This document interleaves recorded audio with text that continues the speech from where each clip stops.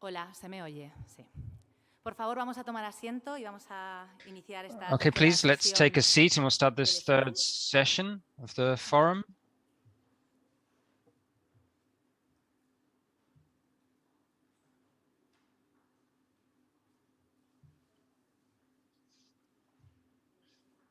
Espera, a ver si se sienten.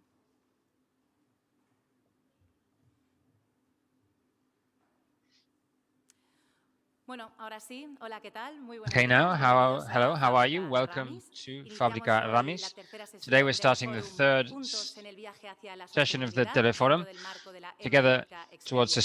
sustainability, part of the Decirles Mallorca que, Experience bueno, Week. I'd just like ayer to tuvimos la say that oportunidad de yesterday we escuchar had the esas chance palabras tan to listen necesarias to de the expertos de such renombre necessary que nos hablaron words sobre by transición renowned energética, experts nos who talked hablaron about the sobre energy urbanismo transition. They y talked movilidad about sostenible. sustainable Decirles urban que planning and todas aquellas mobility. personas que no tuvieron And la all those oportunidad people who de didn't have the escuchar ayer las chance ponencias o to mesas listen to redondas yesterday's pueden hacerlo a presentations través de and la roundtables página can web do del so evento y via the también a través website of de the event Última and Hora, que also también va a ir via exponiendo las diferentes ponencias a lo largo de estos días. Ultima Hora, which will Hoy show el objeto de today's debate es el presentations. nuevo Today, the modelo debate is de about the turismo new circular model of que circular permite la tourism, protección del which patrimonio enables the cultural y protection of natural, cultural and no natural solo a través heritage, de la not disminución de only through de a la explotación reduction de los recursos of naturales, exploitation sino of natural también el resources, aprovechamiento de los but residuos also que se generan en los reusing territorios de mayor waste presión generated in the turística. territories with El the most encargado tourist de pressure. moderar esta The sesión de person hoy, in esta charge of tercera moderating sesión today's de sistema session turístico circular, on a es una de las circular personas, una de las tourist voces system is más one of escuchadas the en most Baleares en listened to cuanto a voices in the circularidad. Balearic Islands Aquí lo regarding tienen en primera circularity. fila. Here Él we es have him in the Antoni front row. Riera. He is Él es Antoni Riera. catedrático de He is a Economía chair Aplicada of y director applied técnico economy de la and technical Fundación director Impulsa of the Baleares. Impulsa Me ha pedido Balears expresamente que Foundation. no me He extienda en su asked me not to currículum, go into pero too sí much que voy a detail hacer un about the pequeño CV, but I apunte will porque Toni Riera es de esas make one note personas because que Antoni tienen Riera el is one of those arte de people who poner has the palabras y art of sentimientos a los números. Así que, por favor, putting un fuerte words aplauso and para Toni. feelings into figures. So a big round of applause for him.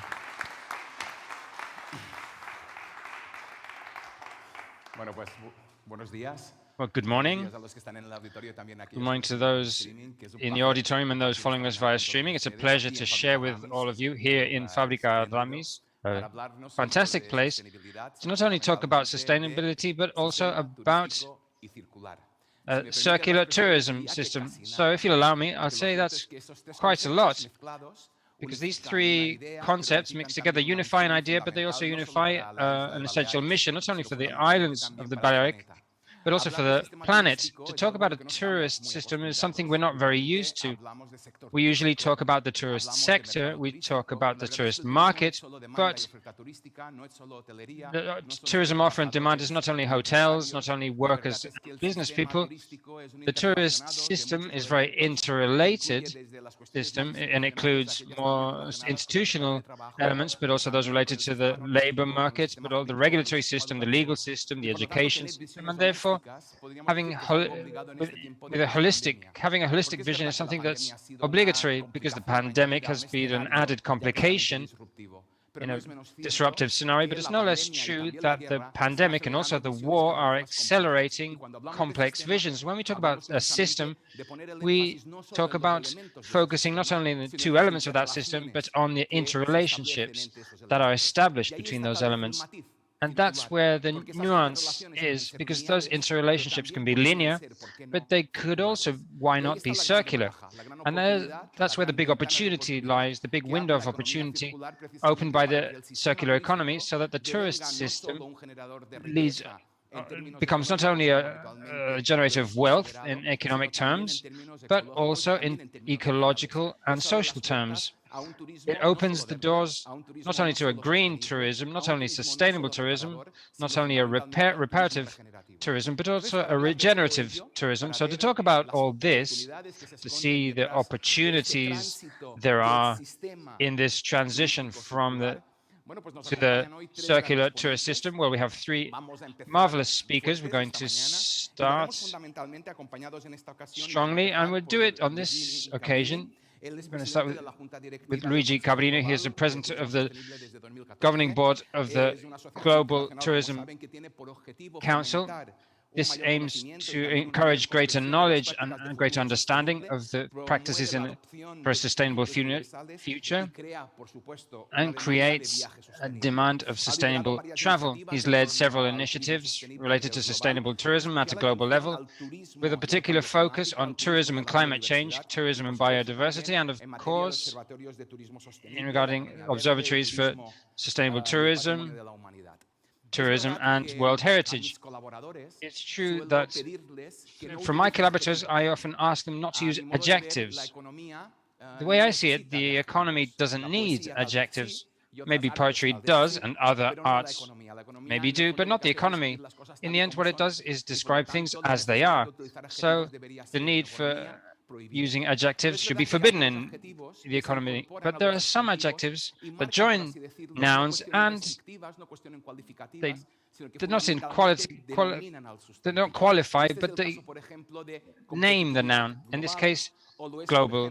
It's a case of global competitiveness, also the concept of tourist system, because we're talking about a system, or circular tourist system. So to talk about this, I'm convinced that Luigi Cabrini will illustrate his presentation with a lot of adjectives, but also with a lot of nouns, which have great weight. So whenever you want, Luigi, the floor is yours.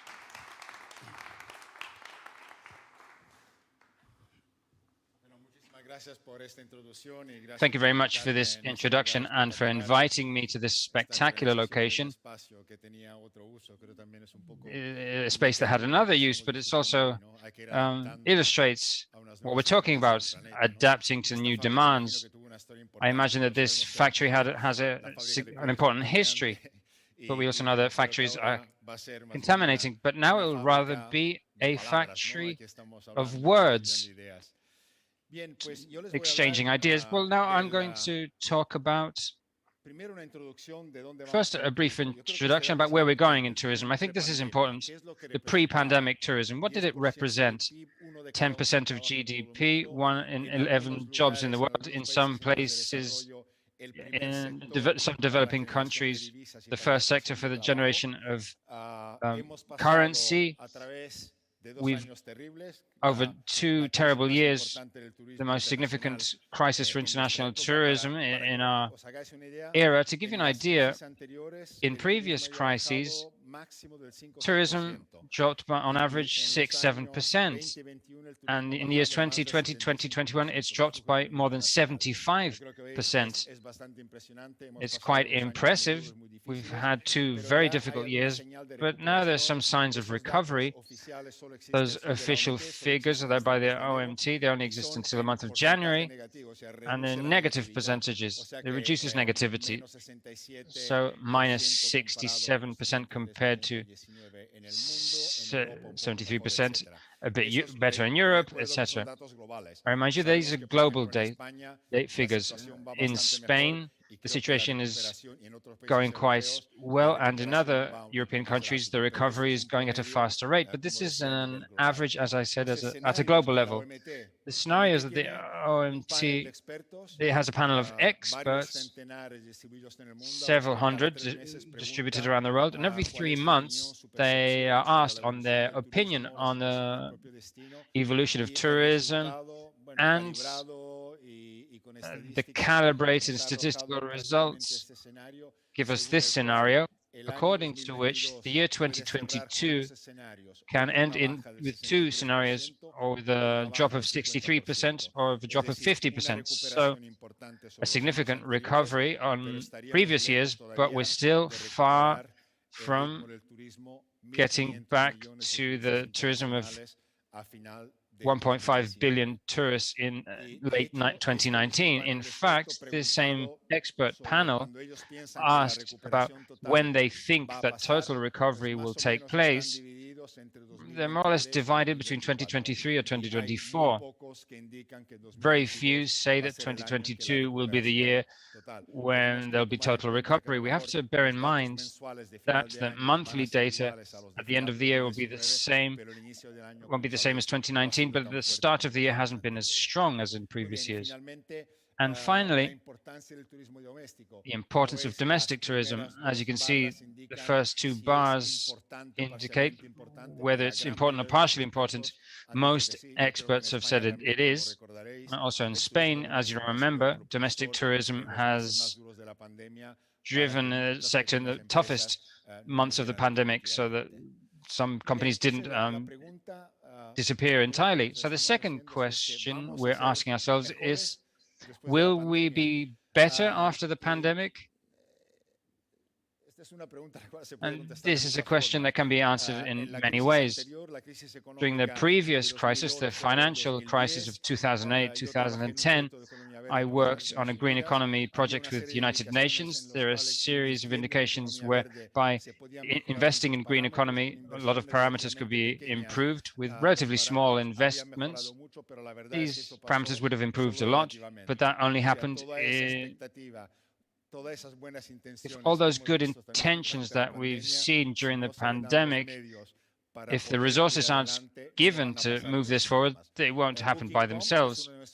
Booking.com, who's one of these members, carried out a survey on what tourists think. And as you can see, most say that, yes, we have to be more sustainable. Many say that they've changed their habits as travelers and as citizens. They recycle more, they waste less food, and so on. And the question is whether the sector is responding adequately. And these same travelers have said that practically half believe that there's not a sufficient offer of products, of hotels, or destinations, or sustainable tour operators that will allow them to operate according to their conscience. I think this is a very important message for the tourist sector. And from the point of view of providers, many say that they've adopted sustainability measures, but they don't communicate them, or they don't communicate them effectively. And this is an introduction to what the GSCC is doing. We're working with many OTAs, including Booking, of course. And what distinguishes us from other organizations working on sustainability is the creation of standards through a very extensive public and transparent public consultation, which enables us to manage journeys and sustainable tourism at a global level. Our organization, at the start, we had the financial support of the United Nations Foundation and permanent members of the OMT, PNUMA, some NGOs such as the Rainforest Alliance, WWF, and some more. And now we have a membership, quite a varied membership, as you can see, from OTAs such as Booking, Agoda, large hotel companies, Hilton, Intercontinental, TUI,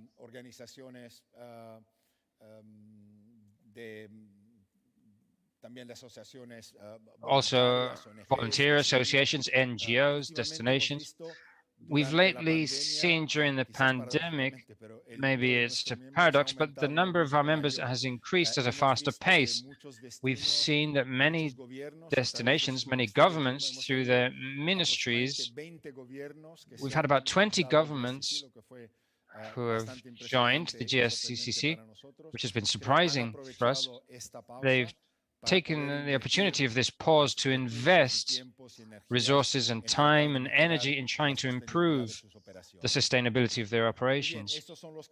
Now, these are the criteria organized in the 4 traditional pillars of sustainability. We started with hotels and tour operators in 2008, destinations in 2013, and a few years ago we created some criteria and umbrella standards for the whole industry that can be applied to the different segments. Well, the value of these criteria is that they are first a simple, understandable language aimed at large companies, but also to travelers or small hoteliers themselves. They can be applied worldwide for developing and developed countries alike, for small, large companies, and so on. We've tried to carry out, summarize, to make it summarized so it can be applied globally. They are translated into over 20 languages. They're all accessible and freely usable. They're freely accessible on the GSTC's website. We are linked to the Sustainable Development Goals. As you can see, there are 3 objectives that are directly linked to tourism. But due to the cross-cutting nature of tourism, each action has an impact on some of the objectives of the Sustainable Development Goals. So that's why when you open the website, each criteria has a specific reference to each one of the SDGs, where these standards can make a contribution. One of our main tasks at the beginning of our organization was to try to strengthen tourism certifications. This is just a sample of some of the labels, certification labels. We've counted more than 180 certifications in tourism. However, the percentage of certified products in tourism is much lower than other sectors, such as wood, coffee.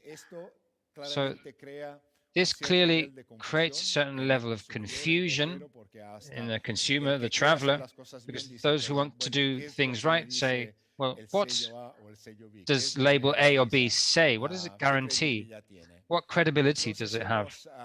So we've tried to create an accreditation program, a certification program, which tries to assess these standards.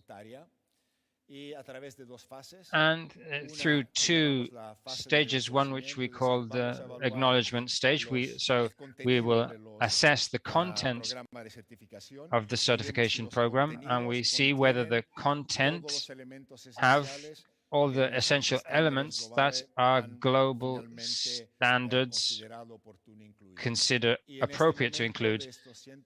And right now, from these 180, there are approximately 60 recognized standards, which I think is a good achievement. We just started a few years ago.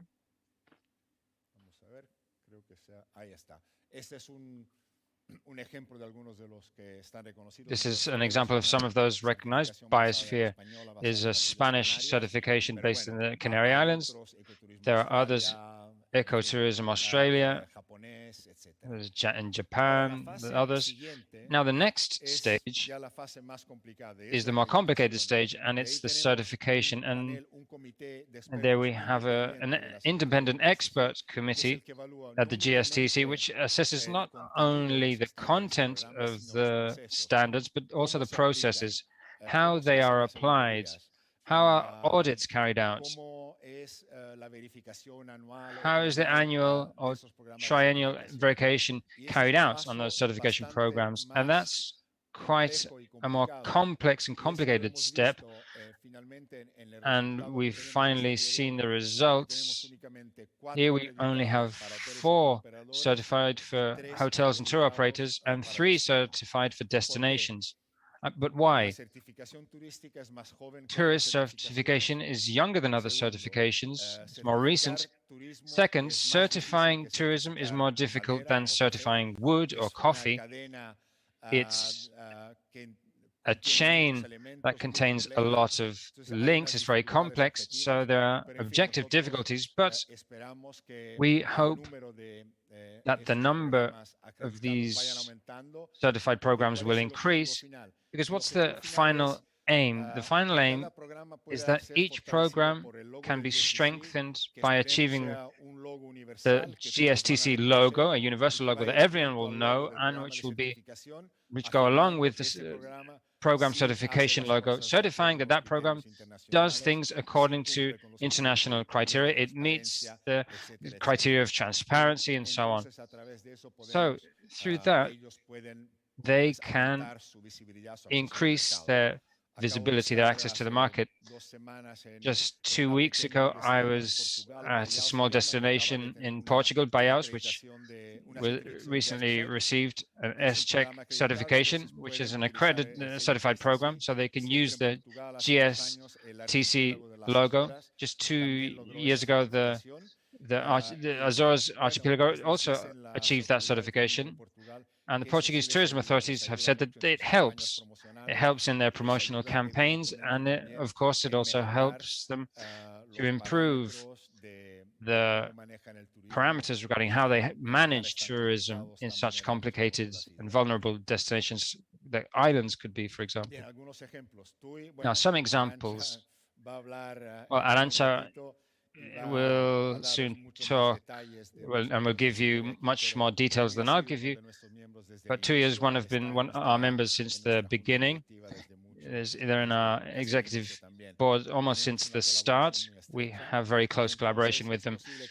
So the number of hotels has increased, but of all the hotels from the TUI group owned by TUI, 80% have some certification that have been accredited by the GSTC. And I think TUI, I think it's one of the largest operator in Europe, one of the largest in the world, has understood since the beginning the importance of sustainability.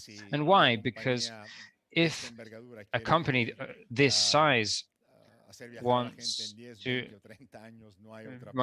people to travel in 10, 20, 30 years, there's no other option than to do things properly, to conserve destinations, to create a socioeconomic environment. And this aspect is very important. You know better than I do, in the Balearic Islands, in some places there are problems, there are conflicts between tourists and residents, house prices rise. All that is part of a sustainability analysis that not just limits itself to analyzing environmental aspects, and thus I would say the importance of the globality of criteria. Another example, this is Royal Caribbean. As you know, cruise liners are being very closely looked at. They're kind of the devils of tourism because they take thousands of passengers to small destinations, they disembark, they occupy city centers. We don't really know whether the benefits compensate the negative impacts. So they've committed to where the tour operators taking passengers to their destinations have to be certified operators, certified by a recognized program by the GSTC. And their aim to achieve 1,000 in 2019 has been more than doubled, and they have more than 2,000 of these certified tour operators. EasyJet Holidays, they will also hire hotels that have been certified. They have this policy of only hiring these types of hotels. For us, we're a small organization. This partnership with large tour operators such as TUI, EasyJet, Royal Caribbean is very important, because this is no longer a game for ecologists. This is really the future of tourism, where big companies and governments, national and local governments, have to get their act together to do things in a better way.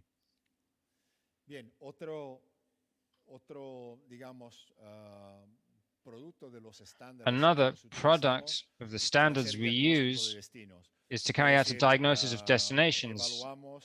So we evaluate the parameters of a destination against each one of the criteria, and then we can carry out a diagnosis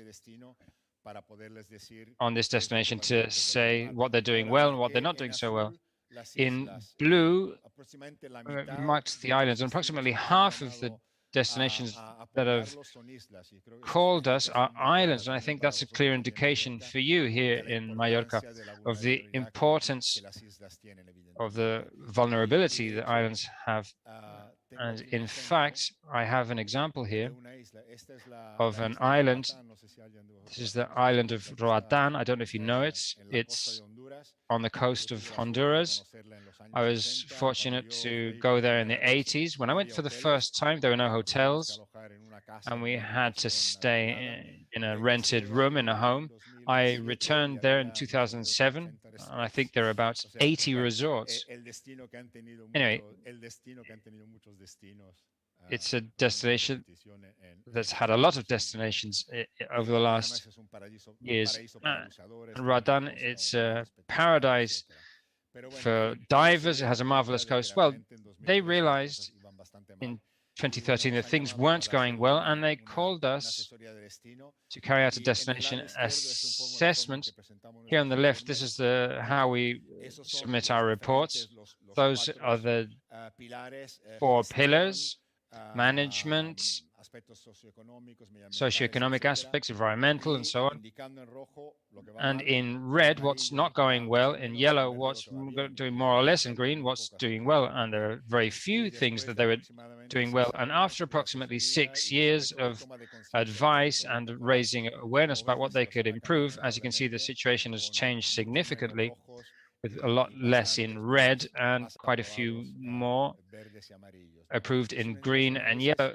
So sometimes things can be done, but it's important to know what's happening, to have data in order to make an assessment. And it's also important, in our experience, we've seen it's important to involve all the local stakeholders, from the top authorities to the taxi drivers, the guides, hoteliers, shopkeepers. This global and collective approach is essential to realize what can be done better at each destination, and in particular on an island. So, just to conclude,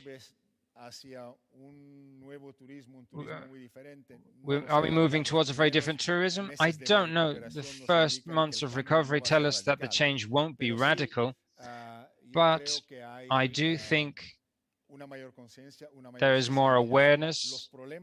The problems really haven't changed, in my opinion. We're going to find the same problems as before, which is over-tourism, global warming, resource wasting, plastic contamination. So, because of the pandemic, the world hasn't changed, but what we do hope is that we've increased awareness about problems. We've seen our fragility, and maybe we can take advantage of that reflection process to improve. So we see the possibility of developing a tourism that's more integrated and collective, paying more attention to tourism that distributes wealth better, trying to not have this mass tourism like we had in the past, looking for more significant experiences, more sustainable, and contact with cultural and environmental realities of the location. Well, I'll finish here a bit ahead of time, but I would like to finish with an invitation. Every year we organize a global conference and some regional conferences. The latest one we had was in 2019. Of course, for almost 3 years, we haven't been able to organize another one. And now we're fortunate to organize this global conference for the 2022 in Seville, in Spain, for the first time. So this is the chance for us. Now, as an event, it's a chance to see each other, not only on screens, but for us to interact in a bit more human way. But I'm sure that some of you, if you can, you will be there with us. And so I hope we can see each other there. And that finishes my presentation. Thank you very much.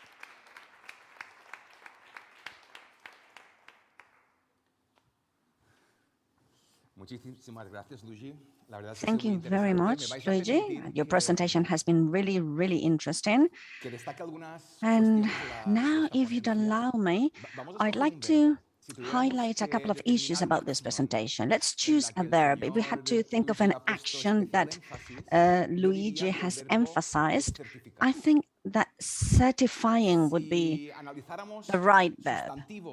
If we analyze substantives, nouns, upon which this verb should apply, I think that his speech has turned around the tourism market, a key element within everything he was talking about. He spoke a lot about tourism demand The first data he showed to us had to do with the evolution of that demand pre and post the pandemic. And he's also spoken about another market element, supply. So within the tourism sector, we have talked about our action certification on an element, the tourism market, emphasizing the supply and the market and the demand. And that certification, that verb, certifying, needs a predicate, so to speak, that requires an adjective. And I think that the best adjective here is best. He's spoken about best tourism, or better rather, better tourism, better certification. And if you'd allow me to continue with this line of thought, that better distribution, better tourism, and so on, requires a better measurement as well. And it's true that Mr. Luigi has given us some measurements that have to do with tourism flows and the tourism market. But I'm sure that our next speaker, Alicia Assin, will help us measure far more things, because she's an expert in technology and in IoT. And well, today, undoubtedly, it's not possible to talk about circularity, cross-sectionality, vulnerability, fragility, issues, names, nouns that Mr. Luigi has also used, without the adequate opportunities and technology to actually measure those things that are linked to sustainability. Alicia is an expert in AI, in IoT, in big data. She is a member of Libellium, a company who basically designs IoT technology to allow us to improve the quality of life of citizens and increase business competitiveness, thus turning our society into a more transparent, democratic one. She's focused her career mainly on issues regarding smart cities, smart agriculture and farming, industrial digitalization, environmental control, and so on. And obviously, this is all of key relevance to better measure that tourism. So, Alicia, welcome. The floor is yours, and I hope you will help us measure many, many things. Yes, good morning. Thank you very much for inviting me to take part in this event. It is a great pleasure to, well, come back to face-to-face events, and we can see each other, and obviously with a destination as interesting as Mallorca, well, all the better. So I'm here to give you my viewpoint, which is a viewpoint focused on technology. If you look at the title of my speech, we find this IoT term. I don't know if this is something that everyone is aware of in this room. Well, basically, IoT in the Internet of Things is basically about measuring things, okay? So as I'm saying, the Internet of Things is basically that. It basically means that it's our capability to connect the physical and digital worlds. It means that we're able to well, have, for example, an irrigation system talk to us, a parking place talk to us, a rock that's in the sea. The idea is that all of these things can talk to the internet. And why? Well, first of all, to be able to measure that, to understand the factors that are having an impact on that thing, what that is interrelating to. And the goal of all this is to be able to improve those interactions and those systems. I'm here on behalf of Libellium. It is a technological company, but also a company that works with the technology that's very much linked to sustainability. All of our solutions are focused on improving competitiveness and also the sustainability of businesses and cities. Also, we talk a lot about datacrization, and this word, well, this term, just note it down because I'll come back to it at the end of my speech. So, to put things into context, this is not something that belongs to the post-pandemic world only. It's not something also that clearly determines this year. It's a trend we've been immersed in for the past few years. We have some climate challenges as a society that we have to face. It's really a huge challenge we will have to face in the next few years. We're also facing economic challenges because we cannot forget that sustainability is also about, it's not only about environmental sustainability, but also about the economic sustainability and the viability of all business models and all businesses that are being created within this new economy paradigm. So we're talking about that as well. And we're also speaking sometimes about, well, the third block should not be at the same level as the others, but we also have to take into account technology. We frequently talk about this and look at technology as a solution, but we're not always very clear about whether it is really the solution to part of the challenges or whether it is a problem, an added problem, the role it plays. So to try and be sort of equal, I'll try not to use adjectives, as it was said at the beginning by the moderator. It's a nice challenge. So, well, I think that we can say that for the first time in our lives, we have a huge amount of tools, as many as ever, to be able to face the challenges ahead of us. 50 years ago, we didn't have the AI level we have today. We didn't have the capacity to measure in real time, for example, pollution levels that may affect a city. 50 years ago, we didn't have any robots that would carry out high-risk activities that we can delegate today to avoid well, personal exposure to high risks. So that is not there, but technology also involves some challenges, and this is where our personal will to properly use technology or not comes into place. And there's an example that I always give, which has to do with face recognition. I think that when we think about what we call the technological dystopia, well, very frequently what comes up to our mind is those typical films like Minority Report, where our greatest threat as citizens is what will happen if I'm going down the street and there's somebody looking at me and finding me everywhere and following me everywhere.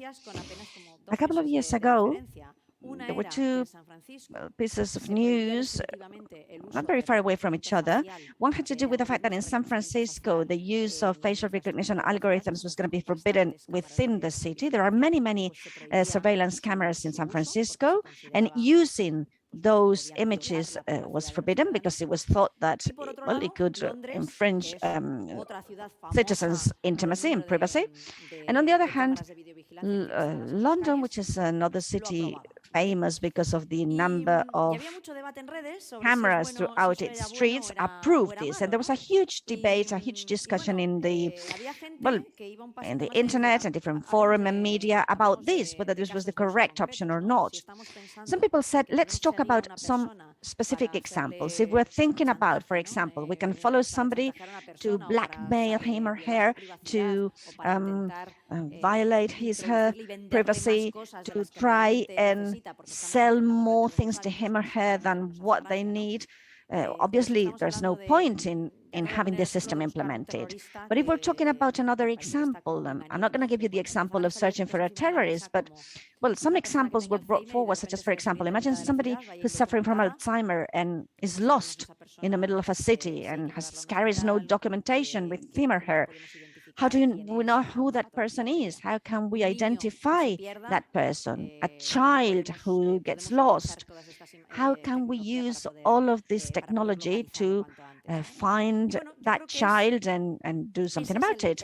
So I think that this is the greatest debate we should have in the next few years. It's not a debate about whether technology is good or bad, but about whether we're using it properly. Technology is more and more complex. That's something clear. I've already mentioned facial recognition cameras. I've spoken about IoT. We're talking about artificial intelligence, big data. There are many, many words and terms that I could put on the table here. Blockchain, cloud technologies, many. But in the end, really, the only thing we have to know about all this is that this is very, very complex. All of it. And at a technological level, making all these wonders work together is also a challenge. So let me try and give you some examples so that all of these things that I've been explaining from an abstract viewpoint can be brought down to earth and explained with practical cases, practical examples of where and how we are using technology for a smart development. This is an example in the Volga River where drones are being used, also water quality sensors, and they are being used to control the river water quality. And this is then, well, we're using blockchain technology to bring this up to the internet. To continue with what I was saying, blockchain means basically certifying, okay? So we could describe this as a technology that's used to certify that the data we are seeing are real, that there's been no one in between changing data, taking off a zero that's not convenient, or putting up some digits or figures, whatever. So what we have is certified data. We can also apply sensor technology to preserve our artistic heritage. This is an example we conducted with the Museum of Huesca, and I'm really proud of it because I haven't said this, but I am from Zaragoza, and this was a challenge that, well, it was really exciting for us. We were really proud of it because it allowed us to monitor on real time temperature and light parameters which are affecting works of art. It was a huge surprise to me, actually, because I thought, but does this not exist? I mean, I've visited the Prado thousands of times, many other museums, and I've seen lots of little machines everywhere. What are they used for? So then I learned, they explained to me that what those machines do is they generate data which basically stay within that machine. They remain inside it. So for the process involving, well, in order to know whether we have temperature and light, adequate temperature and light parameters, in order to do that, we need somebody to go room after room, collecting the data card in each of those devices, then go into another room, mixing those data together, and then having a final composition.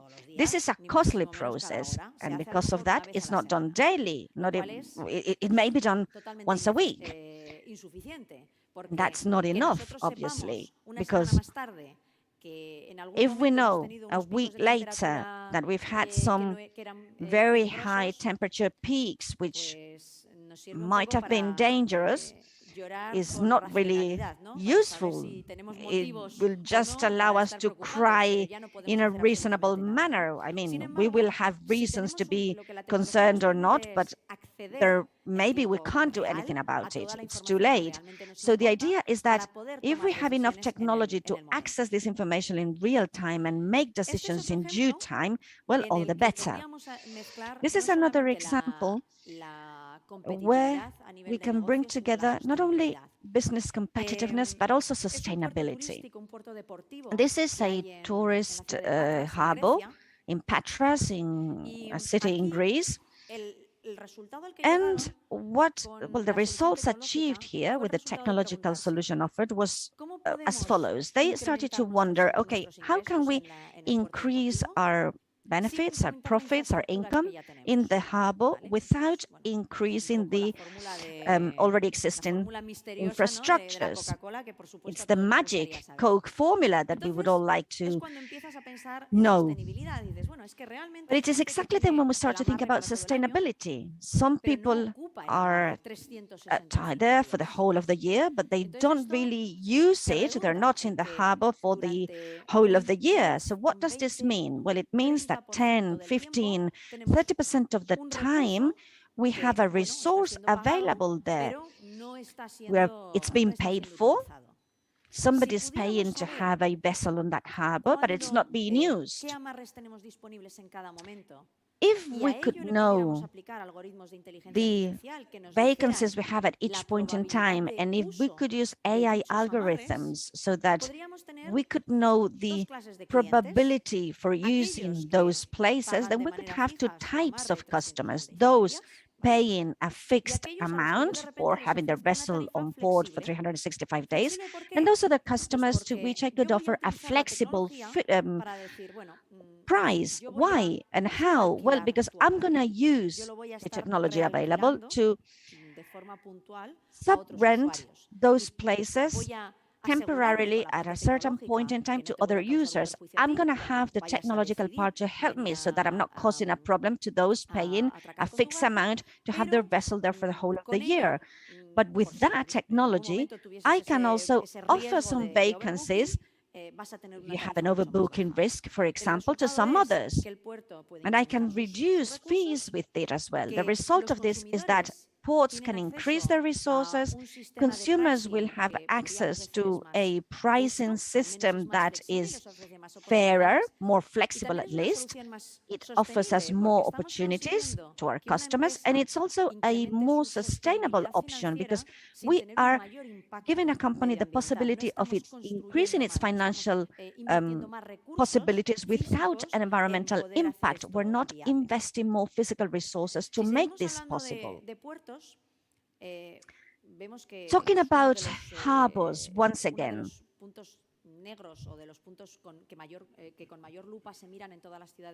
this is one of the points that's more at risk in many cities because of the pollution levels around them. We've worked in several projects that have to do with air quality monitoring in Poland, also here in Palma, in Australia, in different harbors and ports there. And what we found out is that there are many, many interesting things we can do if we know the air quality data. And one of the applications used in Mallorca, and talking about this over-tourism concept that was mentioned by the previous speaker, one of the issues mentioned here is that it would be important to capture data to rationalize or to understand whether claims and complaints are really well-rooted or not, or at least where we have problems. Talking about cruise lines, one of the air quality works conducted had to do with correlating pollution peaks that took place around the port and the harbor with events that took place, so that we could say, okay, we have this level now, what's happened? There's a cruiser on port, we now have this other level, what's happened? Okay, a goods vessel or a ferry vessel, whatever. So the idea was to correlate all this information, and sometimes I have to say that that has led us to very, very surprising conclusions, because generally speaking, most citizens feel that cruise lines are the ones producing more pollution, environmental pollution in the port, but the study proved that it was ferry lines which actually caused the highest pollution levels. So it was very interesting. And well, far beyond this, we can also say, okay, we monitor data with this, but how can we use this data in a preventive manner? How can we make this be smarter so that, well, not only does it help us rationalize and make more useful the data we're using, but also making the adequate decisions? Well, as I was saying, one of the ports we worked with in Australia, we collaborated with a software company which uses AI to produce environmental pollution transport models, and they had developed a system that allowed them to predict pollution levels that could be suffered or would be suffered by the ports in the future. They had a maximum daily pollution quota, and this way they could call a vessel that was not at port yet, maybe 8 hours away from the coastline. So they could call that vessel and say, you cannot come to the port now, you have to stay waiting on wait outside the port, but you are denied access today. You have no pollution window available until tomorrow. We're talking about, well, the same as we have air controllers, air traffic controllers. They can handle and manage air traffic depending on whether there's availability or not at the airport. Well, this would be the same. We're talking about maritime traffic controllers who are handling, managing maritime traffic, not only based on whether there's a vacancy, but also based on whether it is okay for an from an environmental viewpoint to have that vessel entering the port now. Parking places are another key issue here. One of the most typical examples used when talking about IoT and smart cities, not only because of CO2 tons emitted to the atmosphere yearly because of, well, this time we spend searching for a parking place. Not only because of that, it is also estimated that 30% of the traffic in a city is due to people who are they've already reached the point they wanted to go to visit. They're just trying to find a parking place. And actually, when we arrived here this morning, it was one of the hot issues. I think that always, whenever, it doesn't matter the city you talk about, when talking about traffic, everybody says, no, okay, I leave home between 8 and 12 minutes past 8 because that's the best time of the day. The school has not opened yet. Those working at this office are there already, so there's not so much traffic and so on. So that's clear, but we do have enough technology to be able to know occupancy levels and number of vacancies available, of parking places available. This is a beach in St. Pete Beach in Florida, one of the most typical beaches in this area, and they have implemented a system. I don't think you can see it very well in the screen, but well, the red area would mean areas where there are no parking spaces, whereas the green parts down here would represent areas where there are free parking spaces available. What can we use this for? Well, so far, it can be used to reduce our stress levels. That's not too bad. It can help us, well, guide us to a free parking space, one that's closer to us. But also, if this is available online and we can have a look at it before we leave home, we can plan our decisions better. And we can decide, for example, okay, I'm going to leave at this time or this other. Perhaps I can decide if I'm going to choose an alternative transport system, or perhaps we can share a car, even if then it's going to be more difficult to come back. It's going to help us make decisions in a smarter manner, in a more intelligent manner. And then this is another example. We were talking about salmon in Chile this morning. This is an example from Scotland. We also have some projects being implemented in New Zealand. And I like to show this example because it doesn't have so much to do with tourism, but I think it illustrates very well how we sometimes make decisions based on the incorrect data, so to speak, data which are not exactly correct.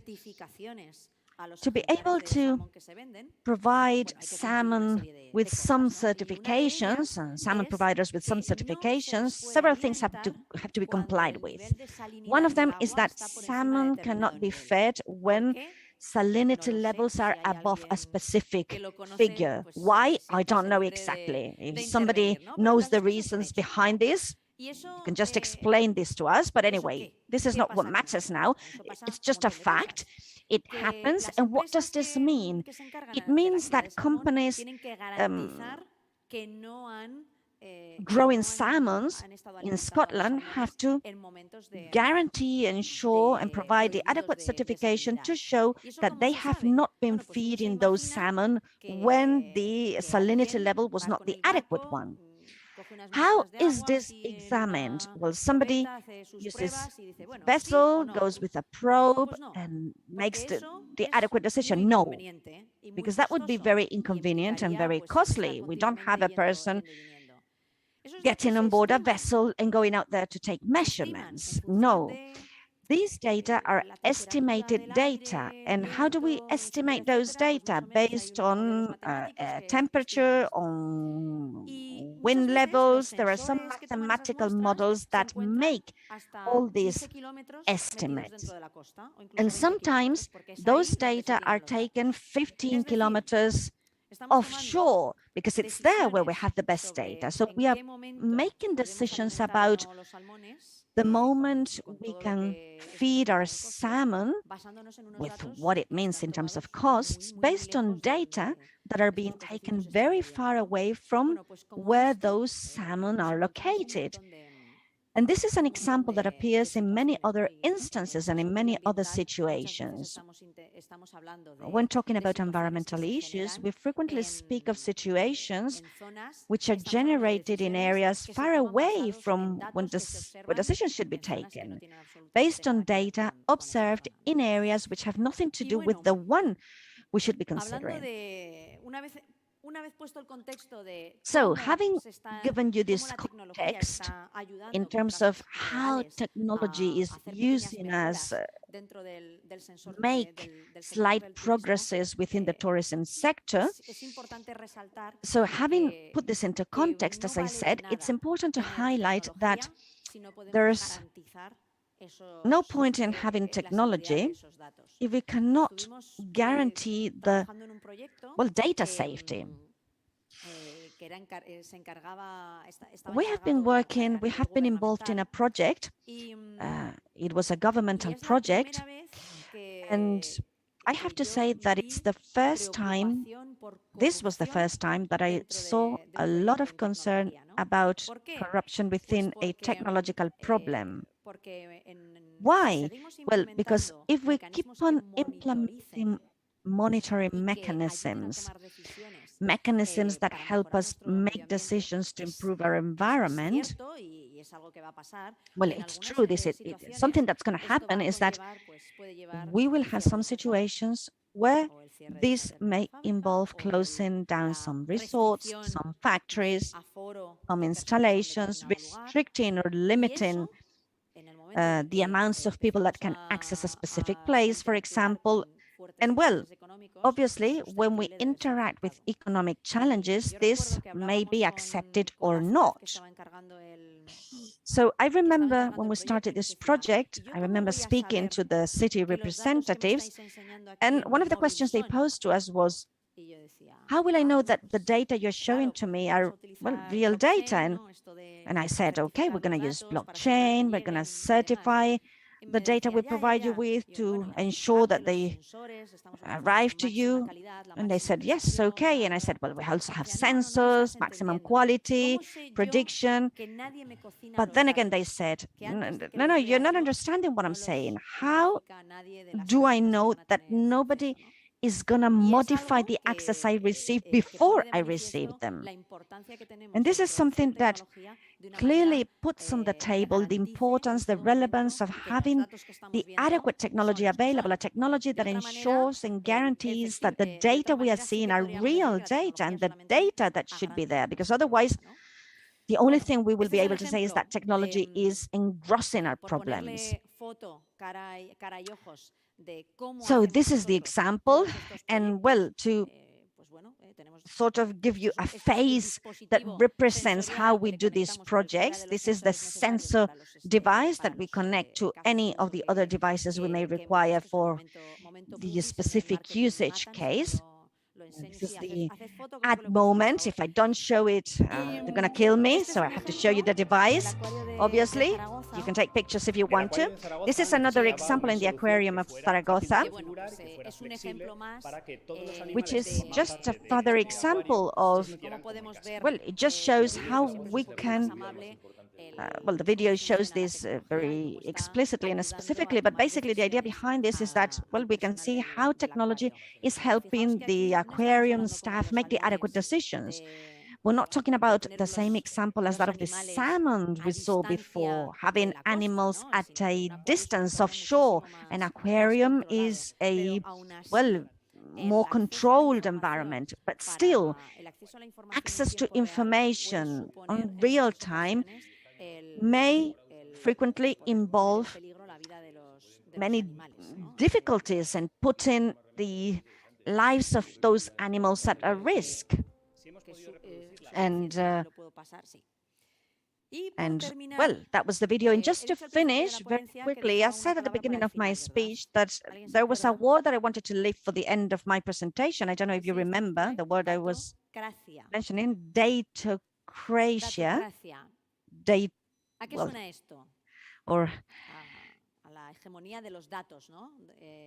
What does this really mean?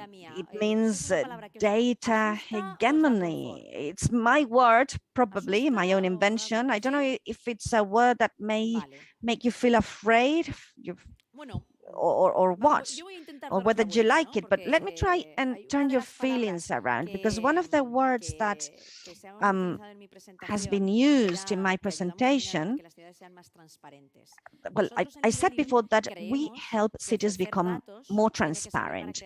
We in Libellium think that offering data has to help us create a, generally speaking, more transparent city. And well, if I think we could have our administrators, our policymakers with a bigger data control, we would have a higher quality democracy. We would probably have more common sense and lots of similar things. So this is what somebody is searching for when trying to find a hotel. I am a typical hotel user, and the first thing I do, it doesn't matter the search engine I'm using, the first thing I do is I use the qualifications and the ideas, the opinions that people give about those hotels. I tend to rely more on that than on what the hotel's website is telling me. Better price quality, well, it may be for you, but I'd like to hear about the user's opinion. So I always use their opinions as, well, as a driver for my decisions. Some of them may be well-rooted and well-grounded or not. We may have opinions from users who have had a bad experience or not. Today, citizens, users have lots of power due to this, particularly because of their possibility to use the social media and express their opinions like here. But also, if there's no bad faith behind an opinion, what I think is very subjective. The swimming pool is very cold and lots of, I mean, what are you comparing this with? Maybe I like cold water or not, or very warm water, and I need 37 degrees to be, well, to feel comfortable. Or some other opinions, like, for example, rooms are very noisy. Well, it depends on who we're talking about. We live on a 9th floor. My husband wakes up when somebody's walking down the street. Me, for example, well, I could have a disco bar down there and I would be sleeping all night. So we're not going to leave the same opinion or recommendation. If the air conditioning is not working as well, we may have different opinions and different ways to feel about this. So what is this bringing us to? We are seeing, particularly for hotels, that technology and this datacracy may help us a lot. Over here, you see, for example, that hotels see lots of benefits and profits when it comes to improving customer experience regarding these opinions. And this can be used pre, during, or post-stay. And we can, what this means is that we can have tools which help us make our data more objective. If we make this data more democratic, if we want to have objective data which assess, for example, noise level in a room and things like that, with that we may enrich and improve our room web. We may say these are the pictures and these are, for example, noise data regarding the last week. If somebody claims that this room is noisy or not, well, we can have, I don't know, we can tick a box, for example. Maybe this was related to days when there was a party, or maybe it makes no sense to do that. I don't know, we can make decisions. If somebody complains about the air conditioning system, we can actually show air conditioning operation systems for all of our systems, all of our conditioning systems systems in the hotel, and we can show whether, for example, there was a moment when there was a failure. And this way, we can bring together customers' opinions with the data informing our system and the data being generated by the hotel itself. And what's the aim of this? Well, and here I'm going to use some adjectives, obviously. What is the objective? What is the goal? And, well, I'm running out of time, I know. This is my last slide, I promise. Well, it doesn't want to move forward. There it is. Okay, so what is the goal of all this? The goal is that, okay, if we talk about, we've been talking about technology, and we were talking about whether it is good or bad. Well, it'll be good for the tourism sector if what we achieve is a wonderful experience, wonderful holidays, and particularly if those customers come and visit us again. Thank you very much.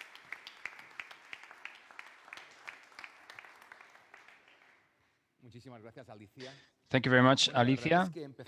Well, to be honest, we were starting this morning about the tourist system. We were saying it's a complex, adaptive system that in a way integrates our competitive environment, our tourist markets, our production system, also our territory, our natural and cultural heritage, and also our infrastructure, and in particular also our technological infrastructure.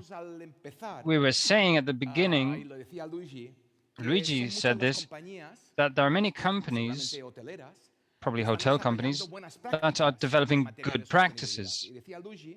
And Luigi said that they don't communicate them. Now it turns out that Alicia says that these good practices can be measured, they can be monitored, and with them, we can even communicate them. Arantxa, who is our next guest, probably knows a lot about this, so we'll leave the verb certify to one side to make that certification a system of communication. So therefore, make that certification into a system, why not, of loyalty? Because in the end, Arantxa, with her experience and her work in TUI, what she's doing is working on matters very closely linked to improving the experience of users, of tourists in this case, at destinations. For more than 20 years, she's had experience in the sector. Since 2010, she works on the implementation of those good practices in sustainability in her company. But lately, she's mainly focused on processes to convert the processes in hotels towards sustainability. This has emerged several times. We were talking about being better with Luigi, and with Alicia, we've seen that we wanted to improve profitability, we want to improve competitiveness, we want to improve safety, we want to improve the client's experience, we want to improve. We can improve many things, but at the end of the day, what it's about is not that we're efficiently, sustainably farming salmon, but that they actually exist. It's not about there being sustainable tourism, but there being tourism.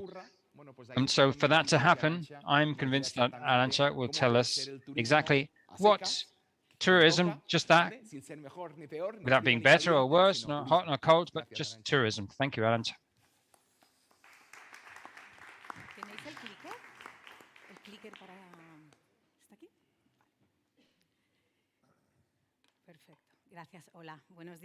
Hello, good morning, everyone.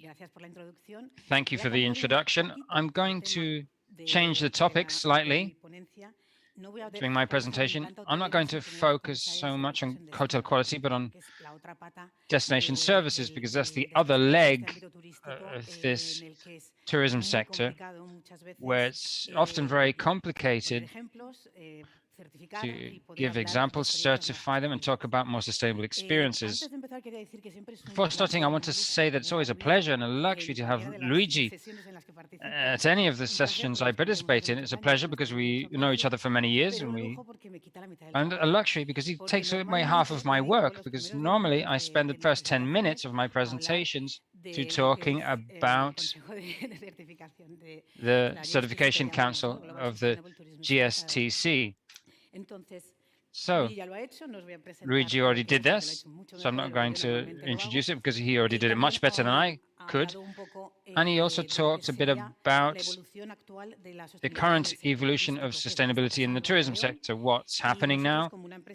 And we, as a large company, are very affected and influenced by any kind of progress or change in this sector. But what I will say is that for a company such as ours, the only way to really implement actions or strategies that we can then communicate, we need to base ourselves on something. And what is that? And I will talk a bit about certifications. We base ourselves on certifications. Why? Because many years ago, here I will talk about the hotel sector. When 20 years ago we started working on certifications, and we already collaborated with Luigi, we talk about the Tour Operators Initiative prior to the GSTC. At TUI, we were wondering, how can we guarantee that all these suppliers we have who are saying that they're doing things very well and they're giving us names of different certifications, are they really doing it that well? What do all these certifications mean? And he said this, more than 180 tourist sustainability certifications. For us, it was madness. We needed a battalion of people just checking whether those certifications were real. And thank God, an entity appeared dedicated to that, to verify that the different labels or certifications that were out there truly met sustainability criteria as we needed and expected. And we evolved there. We not only talked about hotels, but then we started talking about any other type of operation that we managed as a company. So what's happened? And I promise we didn't agree on this. The data I have here, the figures are the same as what Luigi showed you. Analyzing, this is after the pandemic, this was done by Booking.com, but the impact is the same now. Analyzing the evolution of the market and customers and perception, we realized that customers are transforming at a very high speed and increasingly demanding operators of any kind, be they hotels, destination services, transport, taxi, for instance. They want them to adapt to these requirements, sustainability requirements. And one of the slogans they had, Luigi commented on this, but for us it's very important. Clients said, one of the demands, that said that they want to be more active in the choice of more sustainable activities, what we call sustainable holidays in tourism, but they can't identify them. It's not identified. For us, that's where that communication to the customer is key. How can we explain and communicate to our customers which of their decisions, in this case when booking any part of their tourist experience with us, is the best, is a better choice than another? As is often said, we can just randomly choose the first 10. I give them a seal or a label. I tell the customer to choose. But obviously, as a serious entity, we've been working on sustainability for more than 25 years and working on certifications. We didn't think it would be the most suitable thing to do. So what did we decide? We decided to work with standardized processes with certifications. At the level of hotels, it's a bit simpler because there is a wider variety of certifications, as you saw on the slide, with a number of labels that are verified by the GSTC certifications. There are a series of entities and organisms that are certified to carry out audits on hotels. In the field of destination services, we found an obstacle. As Luigi said, the GSTC has 3 priority criteria. It has a criteria for tour operators, criteria for destinations, but it doesn't have a specific standard for services at destination. So what did we do? We collaborated with them and talked to them and said, we need to adapt the criteria that you have so that the destination services can have a reference, so we can identify and see how to certify our operations. And they recommended one of the 4 entities you've seen in Luigi's slide on the certified entities, which is Control Union. We hired them as an audit, fully transparent. It is the company, the entity we've chosen, given their certification by GSTC. But the first thing we did as a team is to work with the GSTC criteria and adapt them to the destination services to be rigorous. Once having done this, we went to this external auditor and said, please validate whether this destination complies with our criteria. And the year 2020, we received the first certification for our sustainability process, certifying that that system we'd created, we called it the Sustainable Management System, was 100% validated and 100% met the standards of the GSTC. Then we said, okay, the standards are very well, but before working with my suppliers and the different stakeholders at the destination, I have to look at what I'm doing. We spent a year, practically, 11 months, analyzing our own processes, the TUI Amusement, the part that manages destination services, and also the department in charge of services for cruise liners, Shorex, as they're called.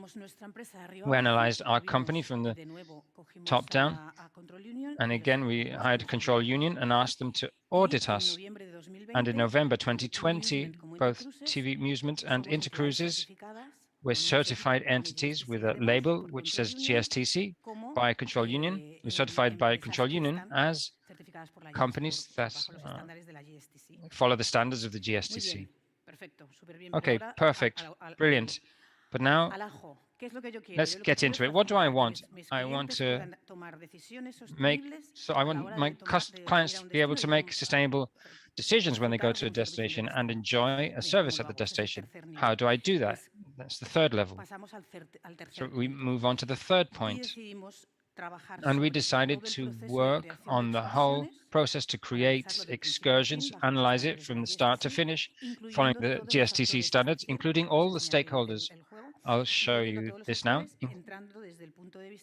From the point of view of the suppliers, including how we bring together those suppliers to offer a service and how we then communicate it. We spent a bit over a year, practically 2 years working on this, because it's been the most complicated process, and we're really happy to say that we've achieved the certification in April this year. But what's the complexity? Why do I say it took so long? Because a destination service within tourist services is one of the most complex, because it's so to speak, a living entity. You have a hotel where there's people and there's life, but at the end of the day, you have to implement a certification. You have to make sure that all the measures you're implementing are monitored, so on and so forth. But when you take a destination service, it's like a jigsaw puzzle, and we all know that we all like to go and eat at a restaurant, and when you arrive on Monday, you forgot that the restaurant closes. What bother? There's no restaurant. So when you're creating a destination experience and organizing it, that also happens. You have an experience created with a series of parts of the puzzle, and they can change. The guide may get ill, you get another guide. The transport company doesn't have buses anymore, you have to subcontract another. You go to a restaurant and it's closed or being refurbished. So how can you guarantee to the end customer that that service or experience that they're going to purchase with you really is sustainable if among the parts 3 out of 6 might change, or 5, or all 6 of them. So there we had this big discussion of how to do this, and we used the example of the jigsaw puzzle. The only way to be able to do this is to have database or a portfolio of parts of the jigsaw puzzle, having 10 restaurants that have gone through a process that we've verified where they meet all the standards. So we have 10 restaurants. We have all the transport companies we work with who have gone through a process, and we've been able to verify them. All the guides, or a selected percentage of guides we work with, they've also been trained, and we've been able to verify that they comply with the requirements we need them to, and so on for everything. And that was what we used to create a management system that covered all the areas required by the GSTSC, plus some additional ones, depending on the type of sector we're dealing with. They take into account all the complexities I've just mentioned, inherent to this kind of business model. I'm thankful for the second presentation, because one of the problems we have, we work at a global level, we're present throughout the world, and as you can understand, if we can't do our work in a fast and digital way, we can't have a whole battalion of hundreds of people dedicated to going to each destination to revise, audit, and verify a lot of the things. We have to use technology for this, and we adapt it to the type of service provided. These areas are those covered by the management system in general. In our case, it's covered because we're certified, but this is everything that we revise and verify in each of the suppliers that want to be part of our portfolio of certified excursions. So what does the jigsaw puzzle look like? We take all the suppliers of destination services that are our partners. Working with Control Union and following the criteria of the GSTC, we have a series of checklists adapted to their model. So I'm not going to ask a taxi driver about food. We adapt these checklists to each one of the fields of work of our suppliers. The suppliers who work with us have to access and go through this audit. Well, we don't audit, but just so you understand, it's a process it's an assessment checklist. And that process is fully independent, it's automated, nobody can manipulate it, and that gives us what we call the scoring. If the supplier obtains more than 70%, a score of more than 70%, they join this portfolio of authorized suppliers. If they can join our pool with their more than 70% by the checklist process, and the operation checklist has been audited by Control Union, they've verified the transparency and rigorousness of the process, then they join our portfolio of authorized suppliers. And with that portfolio, internally, our teams design the product. They take the buses, the restaurants, they generate the routes, they make sure it's not at rush hour, the number of criteria that are contemplated by the GSTC, and internally we take that experience we've created and we put it again through the machine. It goes through the machine in a process that's also been verified and audited by Control Union. And then that gives us another score. If we surpass the minimum score, it's higher than 70. I didn't show the exact score, but it's a bit higher than 70%. The product that emerges is one that we can identify to our customers as a sustainable product, because both the suppliers and the form of creating and operating that product, all those steps have been certified. So we can identify, we have our own label with which we'll identify on our websites to be able to tell the customer, you can choose this product. We've verified it, and not only us, but also through a process that's been certified. It's been triple certified to be rigorous and make sure that we've done things properly. But that doesn't stop here. We're talking about sustainability, about the impact of the destination, and at TUI, our goal, of course, is to sell like any other company or tour operator, but our goal from the point of sustainability is the impact on the destination. So what do we do? As you can see, this arrow of less than 70, I don't discard this. The supplier that has less than 70, despite continuing to work with them, but we can't identify them as the best option, they go into what we call a feedback loop. So what happens? They receive, and I think I explained this, they receive a series of reports from us where we explain their scoring. We say we've reached 65. If you'd achieved 70, you'd have joined our portfolio of preferential suppliers, but you failed here, here, and here. And they're given a series of recommendations. And we explain, based on the criteria of the GSTC, at this point and this point, you would need to have something additional. You need to act in a different way, without trying to tell them how to do their job, but telling them in which areas or what points of the criteria right now they're not reaching the minimum level required. Digitally, the supplier, I'm explaining in detail our system. The supplier can access the surveys and change them at any time. So I tell them, well, you don't have a human rights policy or child protection policy, which is essential for TUI and within the GSTC. Well, the supplier can generate their own policy. They can they can carry out training and go into the questionnaire or in the assessment system again, and upload the copy and say, this is my training certificate, I've trained in this, or I have this policy. So they'll be given the additional points, and they can constantly improve until they reach the minimum level to work with us in what we call sustainable products. Those identify as the best products.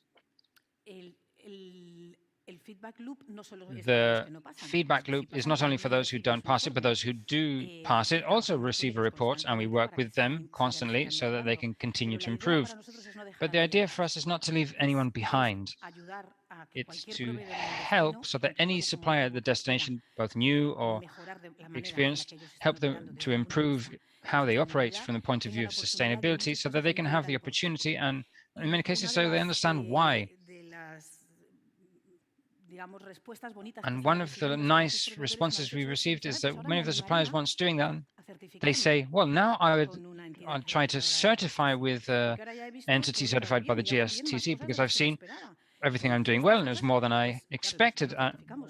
Well, we don't certify, but we do open up the path so that those interested can contact any of the certifying bodies that exist, and they can go through the process. So for us, this is what continuous improvement means. And in addition to that, we've created this. Anyone can access this. It's open. We have a website on good practices for suppliers. It's called tuipartners.com/sustainability. There are several pages on health and safety, different aspects that are very important to us. We have a sustainability section where we have a manual on good practices, all based on the criteria of the GSTC, where very visually and graphically, all the suppliers can see the different points or the different actions they can carry out, or the things that they should implement to be able to develop their operations according to the sustainability criteria, and specifically those of the GSTC. They can access this free of charge. We've prepared this, we've translated it into all the languages that we've been able to. Till now, we're still working on this. And in this way, we make it easier for them to develop their different practices in any field. So what do we achieve with this?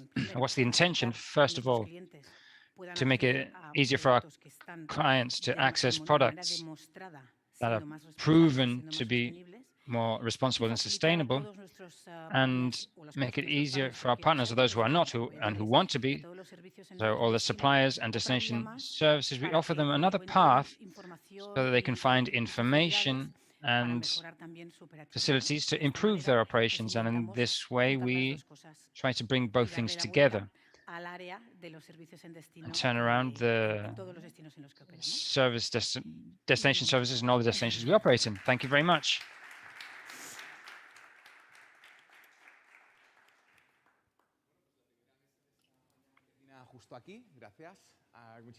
Thank you very much, Arantxa, Luigi, Aliza. It's been a pleasure.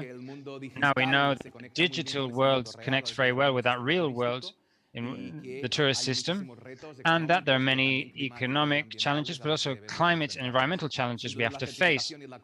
But without a doubt, certification and communication are key for those challenges. And I would encourage you to have a short break. And we'll start with 2 roundtables. That will be very interesting. Thank you very much.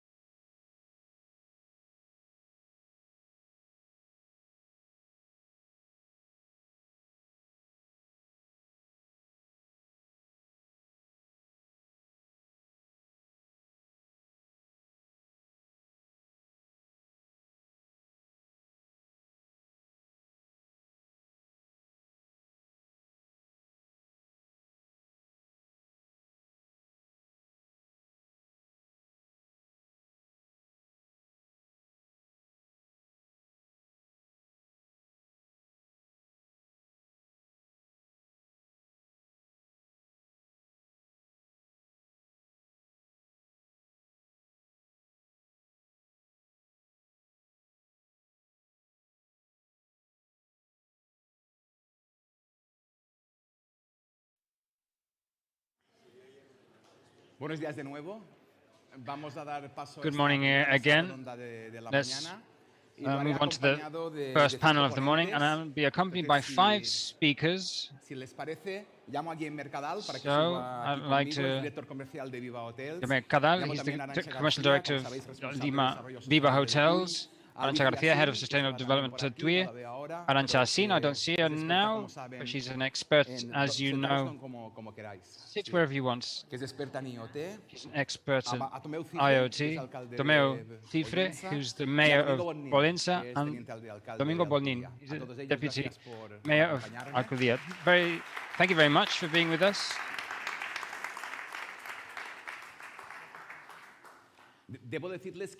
I must say that my role as moderator will not be absolutely neutral. Maybe it should be, but I'm an enthusiast of new paradigms, and here we're here today to talk about new paradigms, about new forms of management, new challenges, big challenges.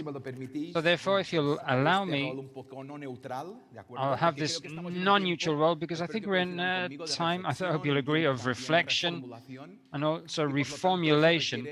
So that requires high doses of provocation. So if you agree, I'll start by provoking a bit for the discussion, and I'll do so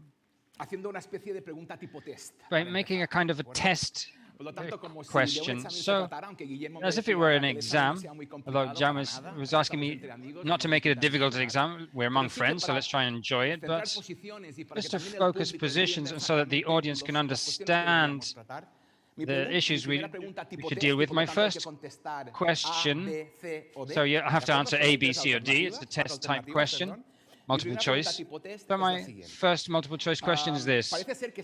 It seems that we're all here today, gathered and convinced that we have to activate the sustainability lever in our companies, in our destinations, or even our institutions, our territories, our towns and municipalities. Accepting that this is the case, my question is, what do we aspire to exactly when we say we want to activate sustainability? Do we aspire to a green model of tourism that minimizes negative impacts of tourism on our ecosystems or our socio-cultural system? Do we aspire to green tourism? B, do we aspire to sustainable tourism that guarantees not a lesser impact, but a neutral impact on our ecosystems, on our socioeconomic and cultural systems? Because at the end of the day, it advances towards a neutral scenario, a carbon neutral scenario. C, do we aspire to a reparative tourism that only generates a lesser impact, a neutral impact, but manages to repair a lot of the impacts that this industry, which we call tourism, has caused for so many years on the archipelago? A, green tourism, less impact. B, sustainable tourism, neutral impact. C, reparative industry, less neutral, and in addition, reparative? Or do we aspire to a regenerative tourism? That is a tourism that not only has a lesser impact, not only has a neutral impact, not only manages to repair, but also manages to co-evolve with other systems that tourism is related to, with the digital system, with the ecological system, with the educational system, with the social system, with the legal system, the administrative system. What do we aspire to? A, B, C, or D? Well, clearly, D. The other 3 options are correct, but they are part of D. And I think that the contribution of value, the creation of value, has to be our objective for the future, for a sustainable future, of course. We have D. Okay, Arantxa, D. Alicia, D. I think we have to head for D, but I think right now we're at A. I think it's a staircase, and clearly what you've done is describe the process to reach D. So first of all, you have to be between A and B, manage to minimize or be neutral, so we can use that lever to head towards D. So therefore, A or B? B. Okay, I'll be B. be more positive. Tomeu, well, I think from an administrative point of view, the area which we manage, and being realistic, right now we're at a period of neutralizing. There's a significant part which are private companies which have an added value and a very important factor, but the public administration right now, I think, is at a time of neutralizing all the impacts, and step by step we'll seek other alternatives. Okay, we'll have B for Domeu. Domingo. I agree with Domeu, particularly from the point of view of the public administration, and I think we're at a period of trying to stop and then advance towards D, as you said. But I think that right now we're at B. Okay, I agree. So if we add up the scores, 4, 4 to 2, the average would be 3. So it's as if we were trying not to minimize or neutralize the impact, but also on an average, if that would be a good reflection of what we as a society think, we would have a sort of reparative ambition, seeking to minimize, even neutralize the current impacts and reduce on previous ones. So let's carry on with these multiple choice options. It's the second and last one. We're not going to have any more multiple choice options, okay? But okay, if our ambition is 3, repair, if we have to reach this reparative tourism, this position, how would we do this? Let me give you 4 options. As before, there are no correct and incorrect answers. It's just for you and the audience to think about the following. If there's a real consensus in the island in terms of moving towards a reparative tourism, how can we do this? So by reducing social and environmental pressure via a volume reduction, this is spaces available or tourism flows. That's A. First solution for a reparative tourism, the one that decreases volumes. B, instead of decreasing volumes, option B would involve harmonizing the demands or the impacts of tourism on scarce resources by better managing tourism flows. And I'm talking about tourist flows, manage them better, but also about waste flows, managing them better. So reducing flow, demand, offer, supply, even waste, residue, that would be option A. Reducing volumes. Option B would be managing those flows better in a more efficient, sustainable manner. And option C would be activating a lever that reaches or brings us to progress decarbonization. And then the other one would be activating the circular tourism lever. So if we want a reparative tourism, what do you choose? A, reducing volume. B, managing volumes better, including those that we don't like, waste. C, are we going to opt for decarbonizing? This is very good for a zero carbon scenario, although that would not be achieved by replacing carbon with renewables, but it would require D, circular economy. So A, B, C, D, what do you choose? Well, I don't know. I understand that your question is, what do we aspire to? And that has to be D, circular economy, undoubtedly. Obviously, the point we are at, that's another question. But what we aspire to is exactly that, reaching a circular economy. The other 3 answers are part of a circular economy strategy. That's how we understand it in Hotels Viva. Yeah, I was going to say more or less the same. It's difficult when we talk about what we aspire to. We always think that we have to be sort of a little bit naive and a little bit not so crazy as well. But we have to aspire to achieving these things. And obviously, a circular economy can be achieved going past the previous points. Obviously, we are doing a lot about decarbonization now. For example, our goals are very much focused on that and on circular economy. So I cannot choose just one. We need all of them combined, put together. if you want a ranking, circular economy. But if not, I cannot just stick to one.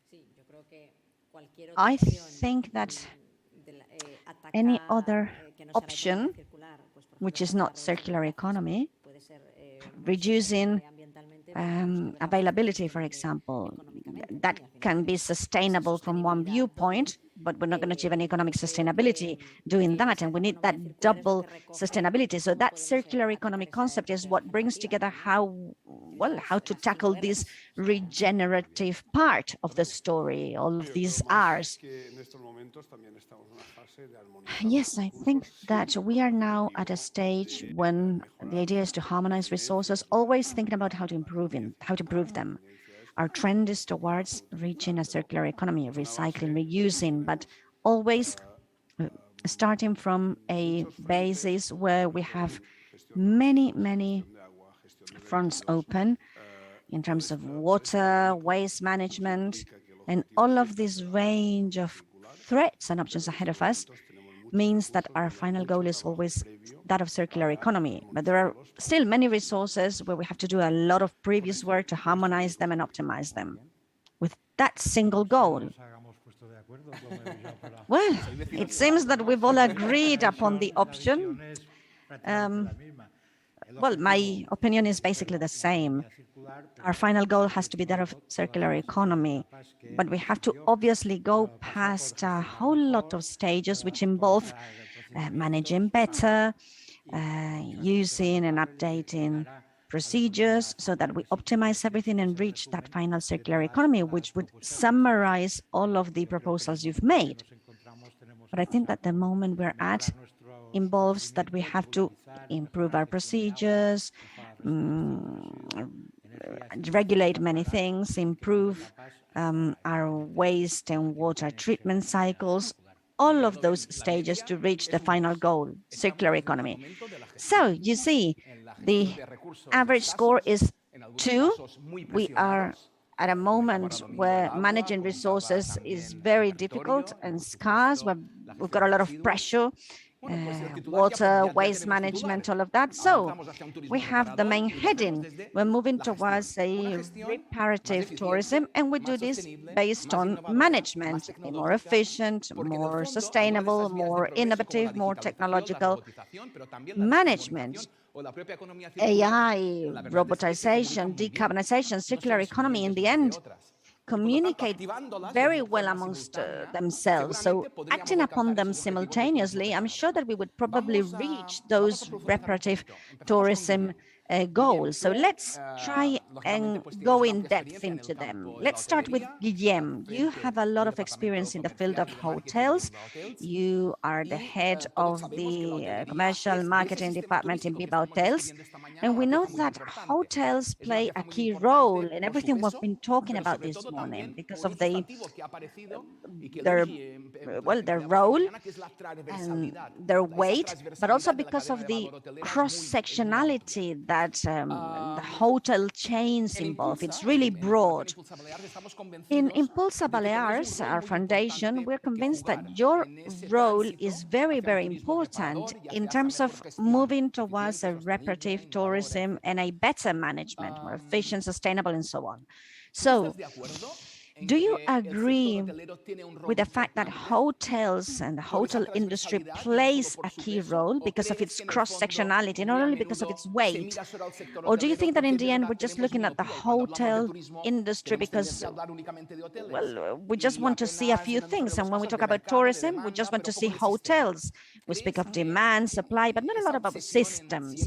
Do you think that we're a little bit obsessed with hotels, always talking about the hotel industry? Do you think that's adequate? Or is it an excess? Well, I think it's not the adequate way to look at it, perhaps, but it's not an excess either.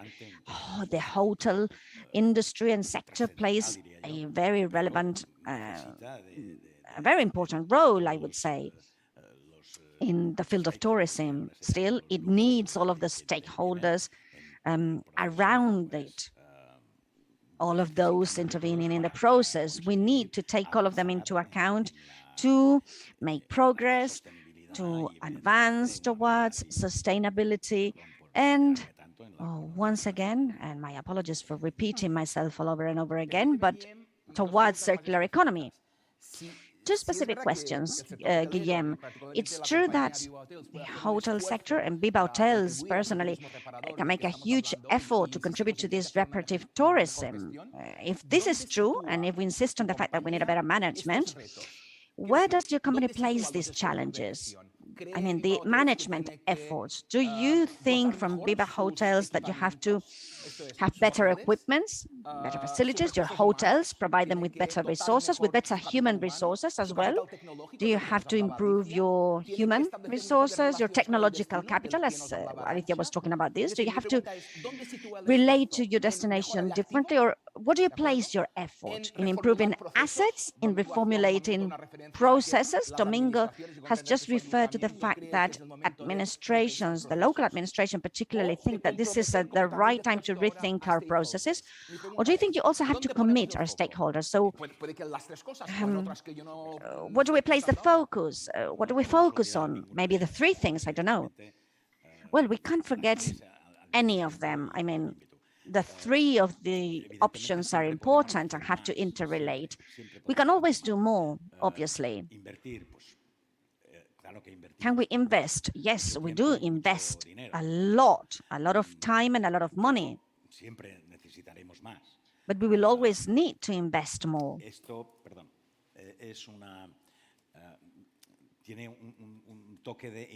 This is something that we need right now. There's something immediate behind everything we're talking about. Perhaps when we talk about investments, when we talk about, for example, economic investment, but also in human resources, this kind of investment has a sort of immediate nature linked to it, isn't it? That's perhaps sort of easier to understand. Raising our environment's awareness, our citizenship's awareness is, well, it takes longer. It's a long-term patient strategy policy. It means improving all of our processes, our facilities, raising awareness, as I said. It's something about that, exactly, about culture and about awareness raising. And probably this is the most important factor, without forgetting the others. This is the most important one, but the one that's sort of most costly, the one we need to spend more time in. This is very relevant because in the end, the UN Global Compact program, when it speaks about the idea that a practice can be successful in terms of sustainability, it mentions three pillars: a strategic one, where to invest; an operational one, which is basically which resources do we use, that involves human resources, workforce. But one of the most important pillars, which is frequently left aside in many plans, is the cultural pillar. So I'd like to hear you mentioning that. Let's be a little bit more specific, and I turn to Arantxa now. To be a little bit more specific, as I'm saying, if we think about the efforts made, for example, in the Balearic Islands as a consequence of the law in this field, hotels have made huge efforts to make their facilities more modern. They've made huge investment efforts to adapt their common areas, equipment areas, rooms, swimming pool areas, spas, and so on. These efforts can be seen. Okay, hotels have improved in catering the Balearic Islands. If we had to go a step forward in these efforts, what would we do now? Would we keep on adapting our rooms and so on? Or is it time to start and work on issues such as water, energy consumption, water purification, swimming pool consumption? Do we have to start and work in the engineering area instead of the architecture, decoration area, so to speak? What are the efforts we should do to move forward? It's a complex question, and the answer is complex as well. I can't think of modernizing a hotel without this affecting its sustainability.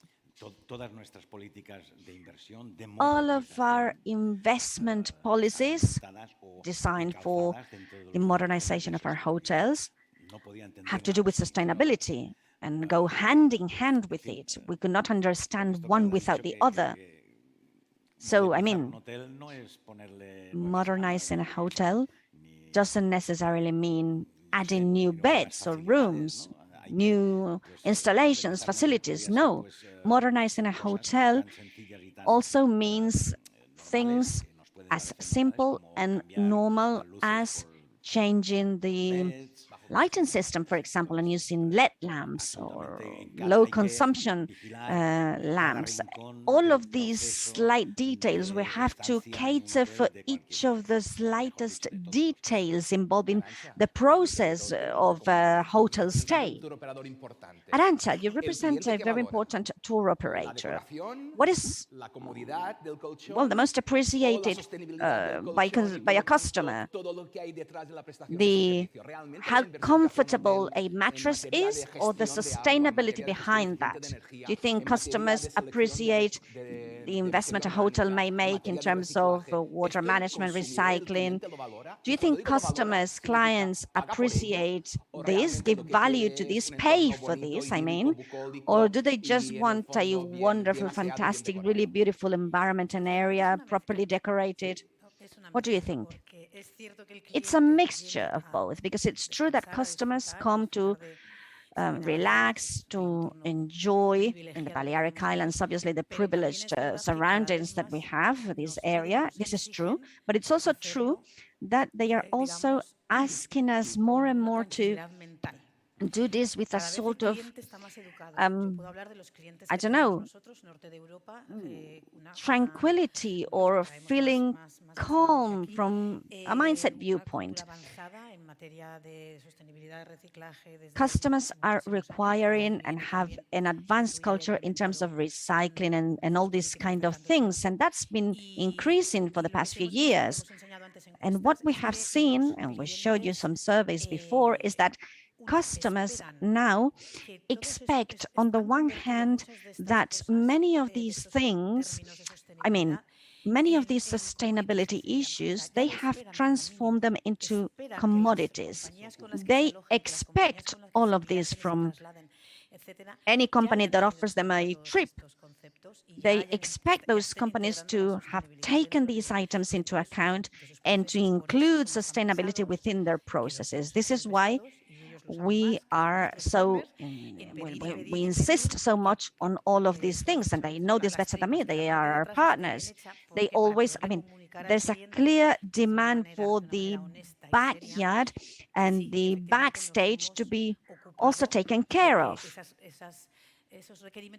We're more and more required to take into account and comply with all of these requirements. Some of the presentations showed as well that maybe if you asked this to me, if you posed this question to me 5 years ago, I would have answered 50-50. Some customers pay attention to this, some others just don't bother. But since 2019, 2020, and this brings me back to some of Luigi's figures, we have about 80% of customers who would like, would require, would demand, they would like to know that the companies they are spending their holiday with implement all the sustainability issues we may think of at every level. And they also say that it's difficult for them to identify them, but if they could identify them, they would go for it. I can't say that they are willing to pay more for this than for other options, because very frequently we say, yes, I pay whatever I'm asked to pay, but then in truth, well, it depends on the amount, the extra amount they have to pay for that. But they do show this, well, this willingness. So sustainability has a sort of implicit added value, not an implicitly added price. Well, Adam Smith already spoke about this value and price. He said something which is as valuable as water costs us nothing, and something which is worth nothing, such as a diamond, has a very high price. So you can understand that this is an old-dated paradigm. Anyway, sustainability seems to be having a value for a destination, for customers, for everything. So my question is, if we speak about a destination, and this is more or less your job in TUI, what are the advantages obtained by a destination that wants to decidedly activate that sustainability lever? Is it the profit related to the fact that, okay, if customers take this as a commodity, otherwise they would lose their market share, or they would have a lower market share in the worldwide tourism market? So should they do this because of this, or not so much because of a market quota, but because they understand that this destination is going to start and implement new values, new ways to create wealth? Where do you see that sustainability gives us an added value? What's the lever? Do we have to do this because we obtain market share from this and we live on what we live? Or do we have to do this because this means that we will have an opportunity to create more value, more wealth, to activate new values? Why? Both, I would say. Number one, obviously, I mean, this is going to be said in any forum on sustainability, not only about sustainability in the world of tourism. If you do not evolve towards being more sustainable, you'll be dead in a couple of years. There won't be any other options, amongst other things, because this is what sustainability really means. Sustainability throughout the years. You have to look at your destination as one that is sustainable and keeps on existing in the future with the options it can offer. But it's true that the advantages, that the benefits we're seeing, you spoke at the beginning about moving towards a regenerative tourism. Well, unfortunately, negative impacts can already be perceived in many cases, in many instances. But we're also seeing that, I mean, it's a market. Destinations are exactly, they're not objects, but, well, let me compare it with going to a supermarket. You have to choose. Well, when talking about a destination, it's the same. You have to choose a brand, the same as for any kind of drink, whatever, in a supermarket. We are seeing now that there are more and more destinations which show how sustainable they are and which prove to be more sort of idyllic, nicer, with, well, not so uncomfortable, with a higher level of beauty. And this has an impact on destinations that are not joining this train. I mean, locally, what we see is that many destinations are becoming more and more interested in actually moving this way forward. Citizens, inhabitants, governments are also trying to show all the best that they can show so that they can create these changes as well, because the other option is not sustainable. So this is why I said that it's a sort of blend, a mixture of both options. Well, based on what I was saying about Adam Smith now, I thought that David Ricardo was one of his main disciples, and teacher and student discussing about value and price. I remember that Gabriel Ricardo said to his teacher, well, teacher, everything has a cost. So we can speak of value, yes, but somebody will have to pay for the cost of that potential better value, whatever you want to call it. So decarbonizing, zero carbon rates, being neutral, we can use the term you want to, but this has a price. Governments, businesses, the administration knows this very well. So how do we move towards a reparative tourism using a more efficient, sustainable management, but with a cost, undoubtedly? Can we close this circle? Is there a solution to this problem? Is this equation solvable? Well, the solution is a complex one, but it cannot be done without investing. We have to assume and accept those costs. The consequence of not assuming those costs, and we're not talking about cost and value only, we're talking about investment and return on investment as well.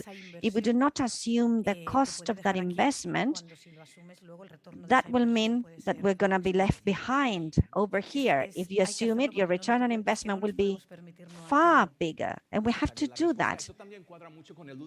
There's no other option. That goes very much in line with Steinberg's report on climate change, when he claims that the costs of not acting are far higher than those of acting. So it's true that it may seem difficult to assume costs in the short term. You may see your profit reduced, but the costs of not assuming that are going to be far bigger in the long term. Arantxa, to speak about this, we need to go for technology and digitalization. We cannot speak of economy without without talking about technology. We would be wrong if doing so. Some people may think that technology is costly, but it's also true that technology can help us reduce costs hugely. So it can help us as well, I think. It can help us identify where to act upon, because there are many fields of action we could choose, particularly in an administration, but also in a business. So what do we place our priorities? How do we act? Which technology do we use? Which goal? Which ambition? Technology is going to be an ally, isn't it, Alicia? So what do you think about this? How do you perceive the role played by technology in our tourism sector?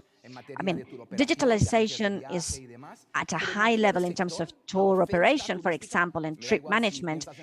But if we think about the sector, tourism offer, I don't know, shops, restaurants, hotels, other related businesses, what do you think about technological penetration? How do you see it? Let me take a couple of deep breaths. I don't know. I think that the tourism industry is very sort of fragmented. And I don't know, if we try and equal these to, for example, Industry 4.0, we're bringing together or putting into the same sack sort of small hotels, small shops, bigger shops and hotels. And as usual with technology, there's something we sometimes don't pay attention to, which is that we need to not only invest on technology, but also to sort of drive these projects and guide them. And let me give you an example. Imagine a bank. They want to leader the digital transformation process. Well, the first thing you're going to see in the press, BBVA, Santander, they have hired this superstar to become their leader in their digital transformation process. They do this because it is understood that you need somebody, and it's not only that somebody, it's the whole team behind that person to digitalize all their processes and so on. If we scale this up or down to small hotels and restaurants, for example, or shops, which do not have the size of a big bank, we want that technological leadership to be shared by these small operators. And I mean, this is something that either solution providers have to offer to our clients, give them a further service, or we have to get the administration involved in supporting it somehow. And I think that with regard to this, it would be interesting to point out that three differences in costs associated to sustainability, because in the end, I think that any initiative can be placed into one of these cubes, so to speak, and investment plans will be one or another depending on the cube we choose. Some of them have a return on investment. For example, if you change all of your lamps or your light bulbs and replace them with others that are more energy efficient, whatever, that is going to mean a cost, but in the long term, well, there's going to be a return on that investment. The problem is how to finance that. You know there's going to be a return on that investment. You don't need to actually ask your customers to pay for this. So that's one thing. Then there's another group of things that could be placed into the same bag and which involve, I mean, it's a kind of things where there's no obvious monetary return, but we have to do it because the cost of not doing that is very, very expensive. And this is where I think that a collaboration should exist between businesses, the administration, and the customers themselves. So part of that have to be paid for with the price, because in the end, at the end of the day, that price is showing the value of what you're consuming. And then there's another part, which is the simplest one, I would say, but the one we most typically tend to forget, which is that of awareness raising. Let me give you an example. I can't remember the name of the hotel, but I remember a hotel where they had a balance in the kitchen to quantify the amount of food they were wasting every day, just to measure that, how much food they were wasting. And they would see the cost and the amounts of food wasted and disposed of and thrown into the bin. That attacks sustainability, clearly, if we are buying food that we then put into the bin. So just measuring that, quantifying that, allow them to reduce their figures with regard to that waste hugely throughout the month. It's like magic. And the next thing they were thinking about was this: how do we make our customers become part of this?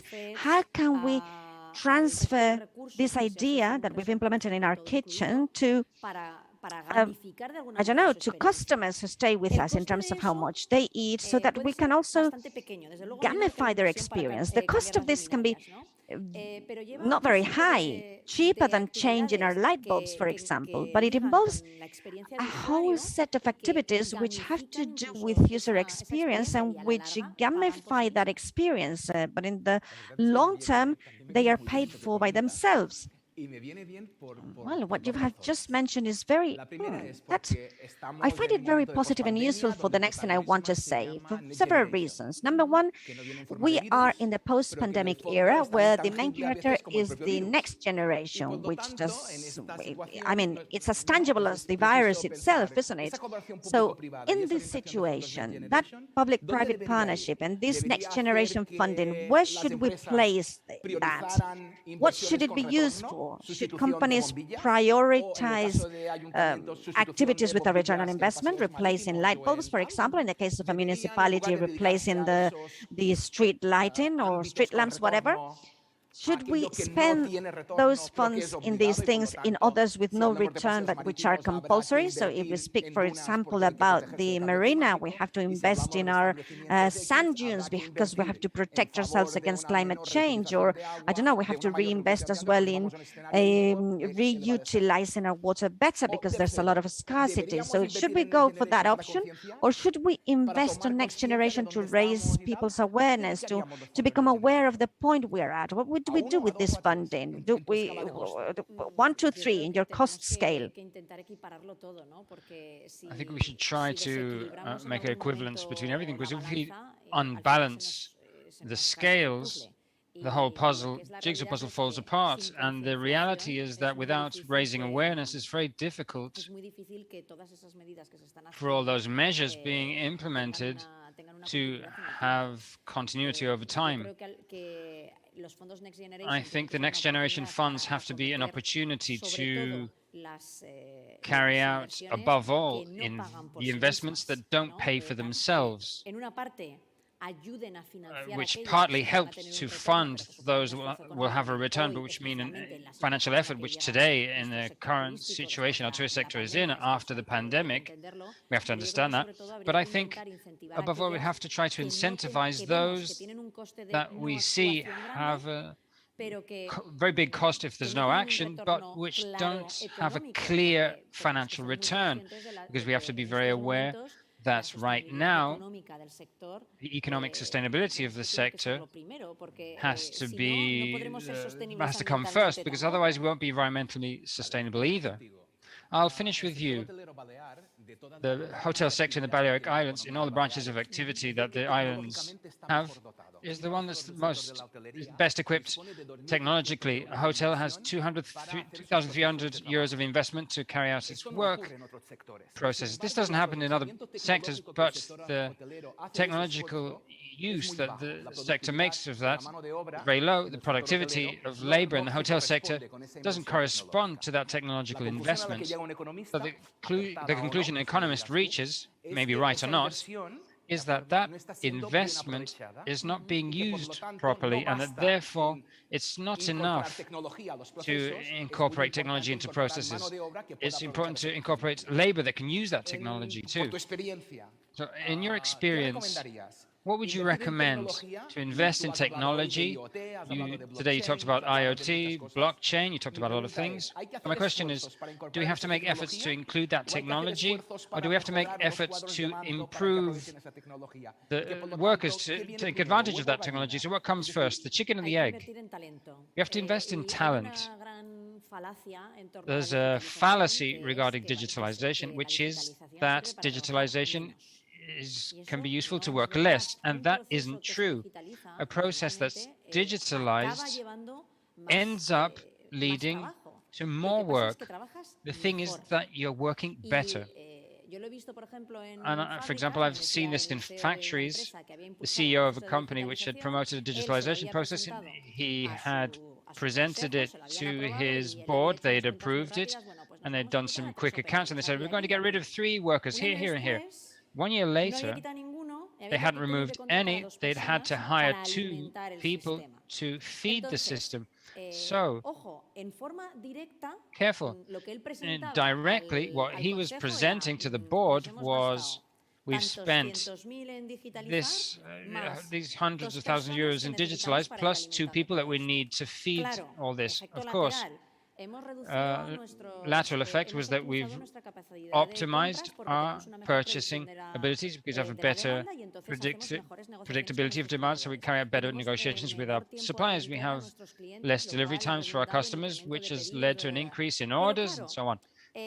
But of course, we have to have that mentality from the beginning so we don't kid ourselves, because if we think that our investment will end where by purchasing a few sensors, so you tell your workers, look, from today onwards, for the same price as yesterday, you do this, this, and this, plus this. Then you end up saturating people with technology, and you're making them think that it's not helping them. So in the big picture, you always have to contemplate that there will be an increased cost that will have its returns. So with that objective of reparative tourism, with that focus on management, it seems that the management of talent is an important element. But let's move on to the field scope of city, the destination, because each territory, each municipality is itself a destination. That commitment to the circular economy, to the sustainable economy, in that cities play a very important role. In them is most of the transactions, water, energy, waste.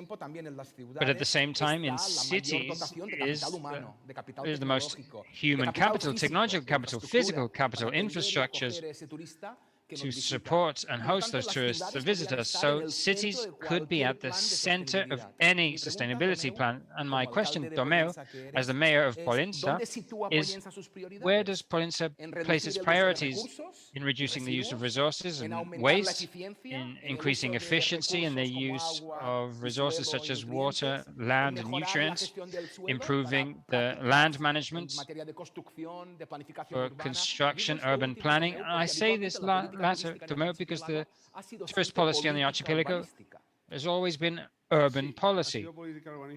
Yes, it's been urban policy because it's a competency of the municipal council, partly. Then there's also a supra-municipal competence of surveillance, but it's a municipal competence. So what do I believe is the priority? Well, now we have to, Domingo and I have to move down 2 steps. We have to move down here for a simple reason. As a municipal council, we don't have technology like any hotel company might have. We have to offer services by law. The law says that you have to offer basic services, collection of waste, water supply, security, very important for tourists, some tourist information, beach service, very important, wastewater service.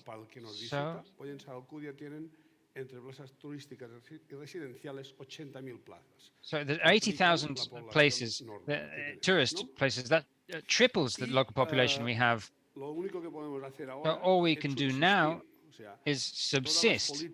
So all the improvement policies are very difficult. Very difficult. I'll give you an example and you'll understand.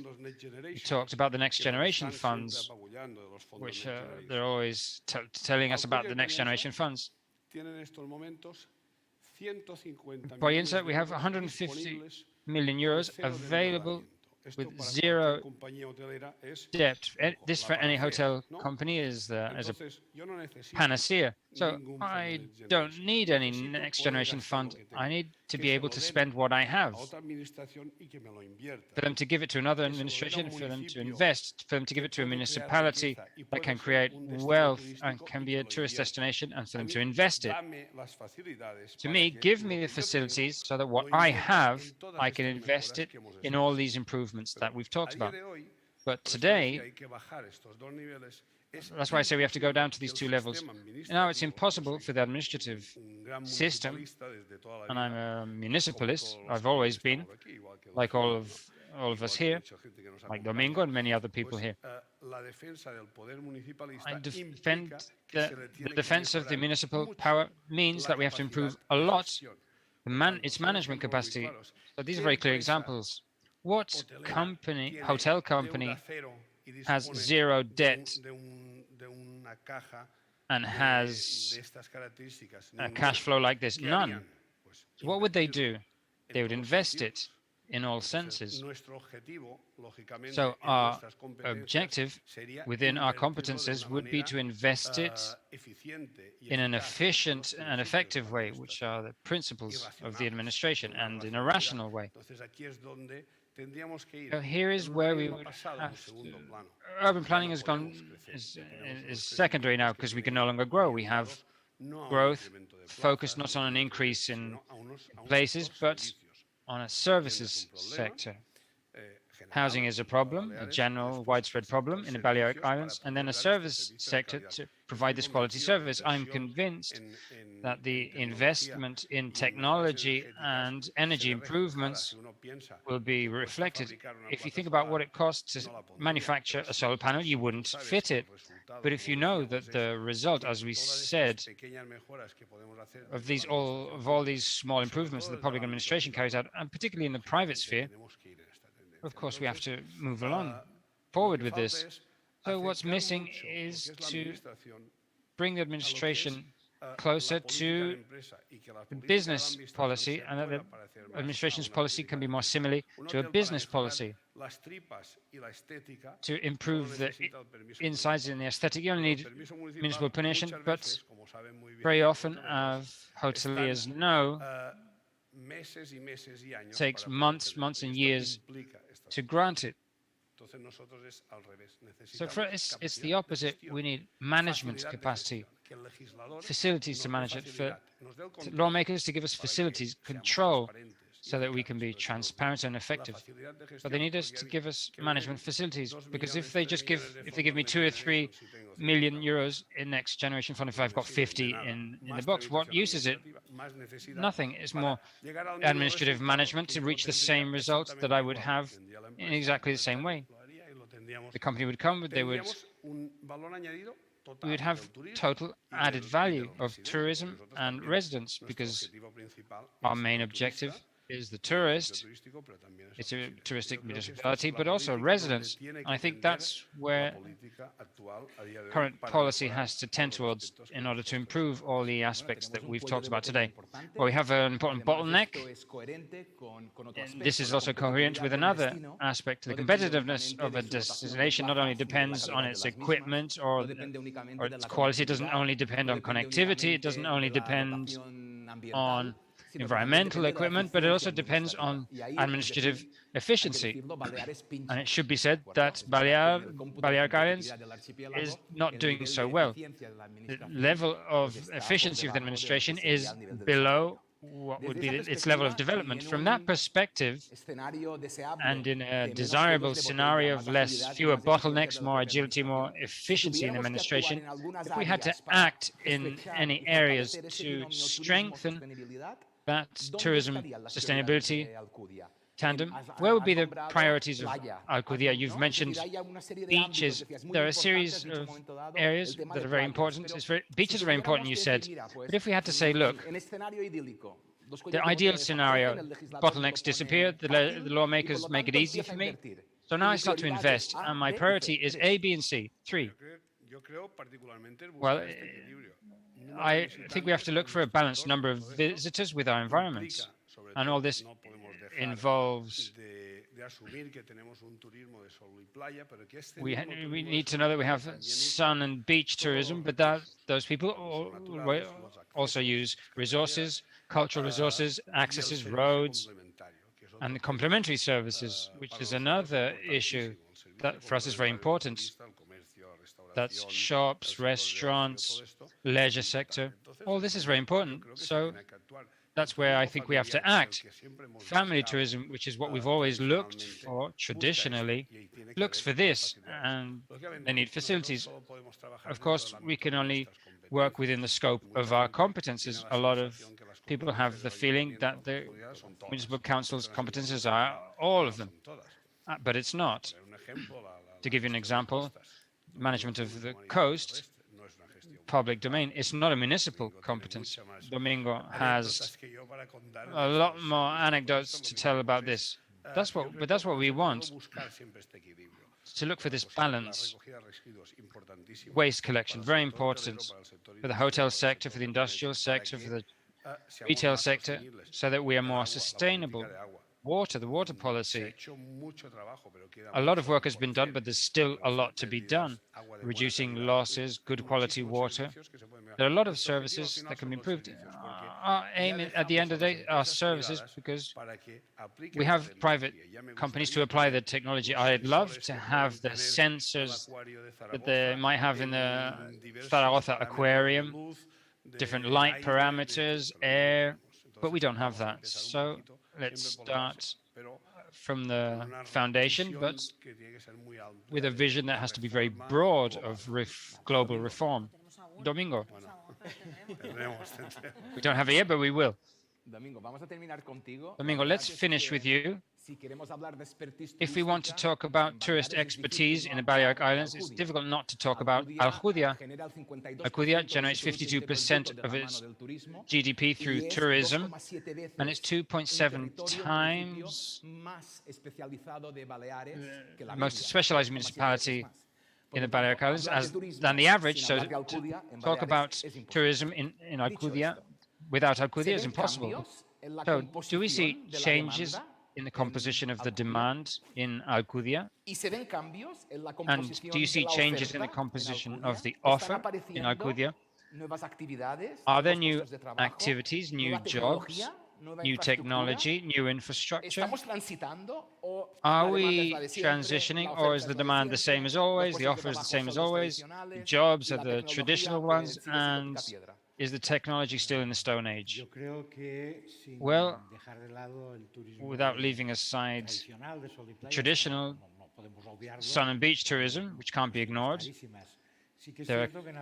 that's very clear. But in Alcudia, over the last 2 years, but at a business level and municipal level, there are new segments that are promoting a diversification regarding the tourism we want. Obviously, sports tourism is one of the ones that's had the biggest impact until now. Ironman, the volleyball, championships for veterans and so on, cycling, amateur cycling, not only in Alcudia, but practically in all the northern area, has enabled us to have seasons lasting practically 9 months. We're working a lot on nature tourism. We're working on improving all the installations, the facilities we have in the La Victoria mountain, which I'd like to highlight is the largest public mountain in the Balearic Islands. We're working on a youth plan to rationalize, because it's reached a point where it's saturated. We're going to try and rationalize all activities. I'd like to say there has been a change over recent years, without forgetting, as I say, that sun and beach tourism is the most significant, respectable, necessary, great, but we are trying to, through the actions carried out, both at a business level and a municipal level, to offer another type of tourism, tourism in nature, gastronomy tourism. We're working a lot on this, on ornithological tourism. We have one of the most important wetlands in the Balearic Islands. We're working on this, improving lakes. So I think there's still a lot to do, but we're on the right path.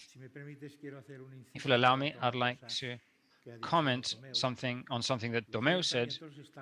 Municipal councils at technical level and a human political level, we're more than able to know at any time towards where our municipality has to head towards. What we need is to be allowed to do it, and it's impossible. He talked about the coast. We have municipal improvement projects which have to go through 6, 7 supra-municipal administrations, and some of them take years to answer. All we ask is that they let us work and that they leave the initiatives to the municipalities who know what they want. We need to be given the initiative to work on our territory, because we shouldn't forget that we are the ones who know best the reality of our municipality and the needs posed by the hoteliers, citizens, tourists, and we just ask them to let us work. It's evident that we're in transition, but the thing is that it's full of obstacles which have to be overcome. We have to cut them down to advance. Well, we're within the time limits, so we have to stop here. But I would like to end by thanking you. It's been great, Arantxa, Tomeu, Domingo, Alicia, Joan, to have you here. I think there's been a great debate. We could probably spend more time debating the things that have been on the table, but without a doubt, you'll have a chance during lunch to be in contact with them. And I'd like to thank you too for your attention. It's been a pleasure. And this continues with another panel, so let's change. Thank you.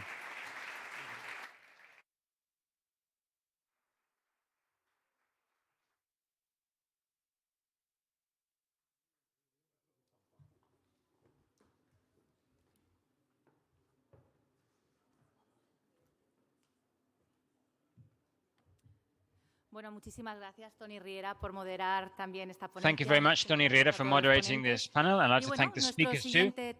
And our next topic is the circular economy, which has been talked about so much during the previous panel. What are the commitments? What are the challenges? And above all, what are the opportunities that companies have today in the Balearic Islands to achieve a sustainable model, a new economic and social system that seeks to produce assets and services, taking advantage of resources and reducing the consumption of raw materials, water, and sources of energy. The moderator for this panel is over there. It's José Mañas, sorry. He's the CEO and founder of Wireless DNA. And Mañas has launched here in the Balearic Islands a pioneering project which consists of transforming waste into added value products. Mañas states that it's a bit idealistic, he won't become rich with it, but he has a lot of social responsibility towards the territory, and that's what's most important. So a big round of applause for him, and thank you very much.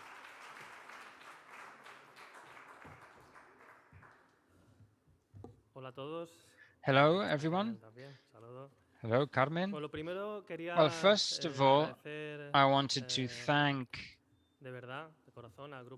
from my heart the Serra Group for organizing this conference and for the sponsors, the Council of Inca and the Tourism Foundation, and all the authorities, though some of them have not here, they'll be here at some point.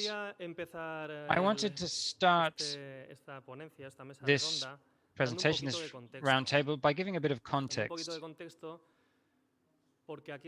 Because it's important to say that I'm an engineer, I'm not a politician. I've ended up being a businessman, but I'm an engineer, and we engineers normally think about doing things, measuring things.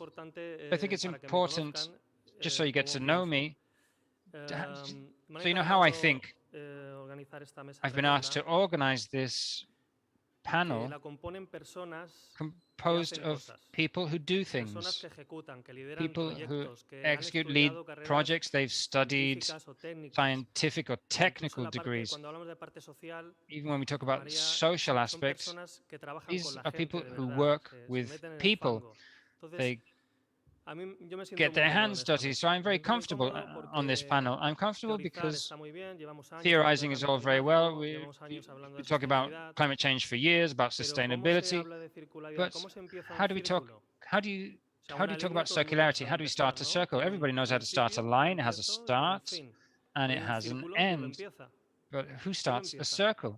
¿Y Who quién lo starts empieza it? si esto implica And perder who starts dinero? it if this involves Ay, amigo. losing money? ¿Y Oh. quién empieza, And ¿quién who lo empieza starts si it implica if it pelearme con mi jefe? involves fighting with my Aquí boss? hablamos ahora de dos alcaldes que tienen Here, dinero y no now we're saben talking usarlo, about no two pueden mayors who usarlo, have money pero no es and su can't problema, es el use problema it, de but toda it's la not their administración problem. pública.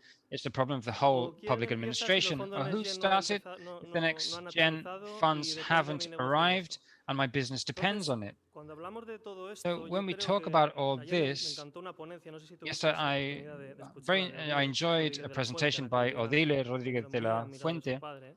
I was a huge admirer of her father, and I loved her presentation. And I think we have to stop talking rubbish. There's one planet, and we have to start less measuring costs and so on, and start doing what's right.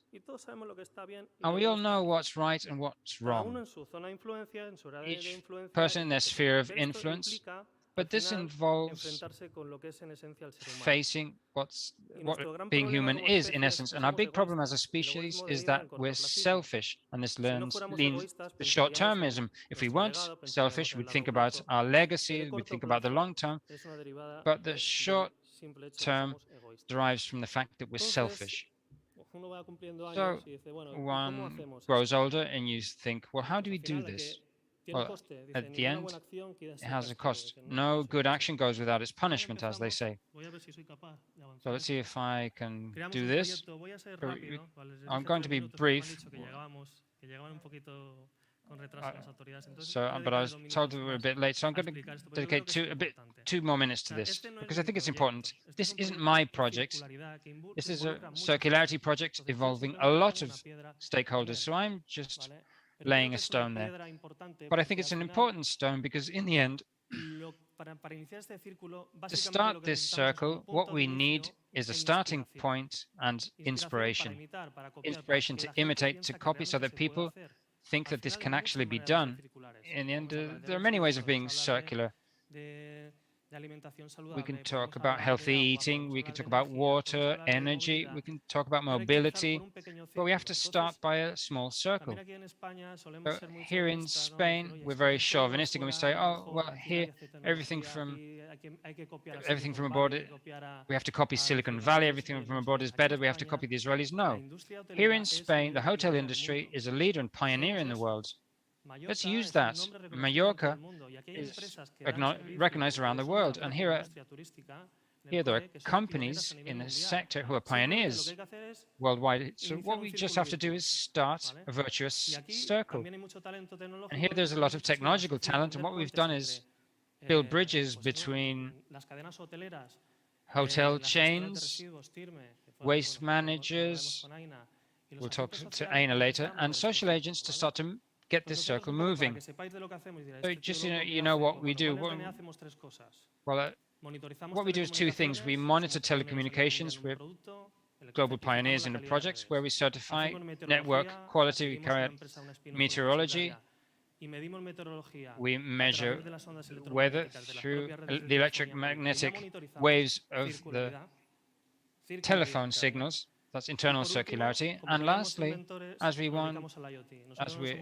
inventors, we do IoT. We're not Alicia, we're admirers. We develop technology for IoT. We've developed things, and we say, well, why don't we do useful things instead of things that earn us money? Because we're already earning money. So we had 2 opportunities. One was to weigh waste in real time. We have a unique weighing system in the world, made here in Mallorca. And we've been working on this for almost 4 years, and it works very well. And now you'll see it with Tirme and the hotels. And this can generate an organic record of what's being generated and therefore generate value in a circular way. And then we measure water and so on and so forth. So the issue of waste, what does this consist of? If we have a raw material, which are plastic or waste from tourists, and we're able to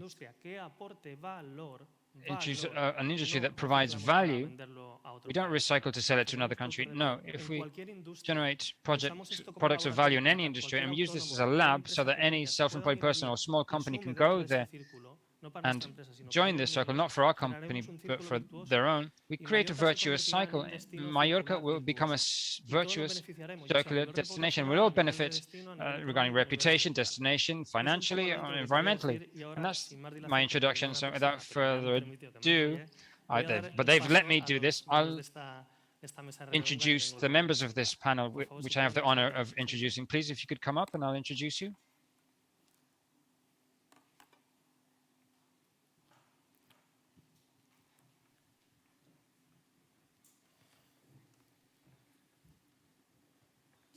Sí, por orden mejor, Aina. Si te pones, bueno, es igual. Sí, esta vez. Falta Andreu. Molt bé. Bueno, voy a hacer una breve presentación. So, let me briefly introduce the members of the panel. Aina Canaleta is the one that knows the most about sustainability issues, a constant worker. It's really a pleasure to be able to work with her because she makes things happen. She's one of those people that we all address whenever we have a problem. So I love working with you, I have to say, Aina. We have Maria. She's responsible for the environmental area in Fundación Deixalles. And, well, I think that Deixalles is just the excuse to bring a human project to a further level. You will explain to us what this means. Then I have Joan Miguel Magdas, the director of the chemical industry cluster in the Balearic Islands. They offer chemical technological solutions, moving towards more sustainable and efficient models for the Balearic industry. And we have Joan Albá as well, operations director in Adalmo. This is a very well consolidated company in the Balearic Islands in the field of recycling. They are the pioneers in this field in the islands.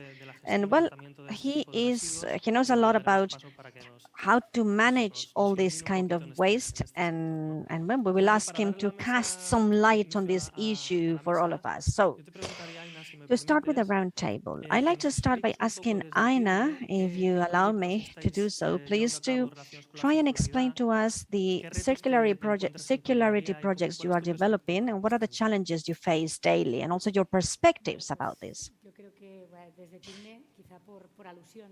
Well,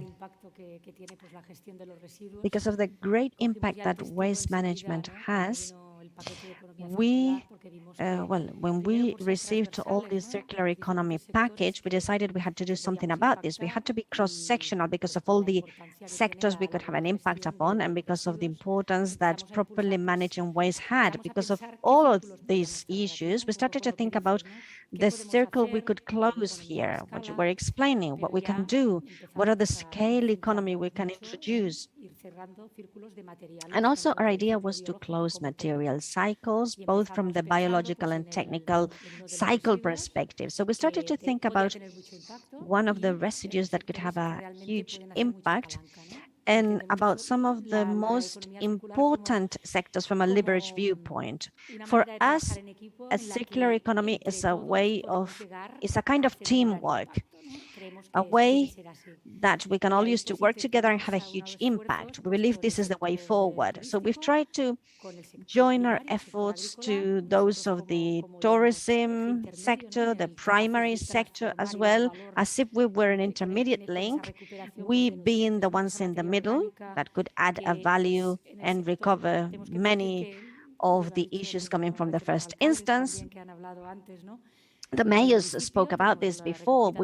Our idea is to work at municipal level. We have our daily recollection procedures, but we then have the industrial part of everything, which has a huge impact in our community. First of all, because we're talking about a very powerful, strong sector. So we've tried to become the vehicle transforming all this to lever the process altogether from different perspectives, from the perspective of our local economy, trying to establish a relationship between hotels and farmers, for example, promoting that primary sector as well to make it help us have our territory cared for so that tourists can enjoy our landscape.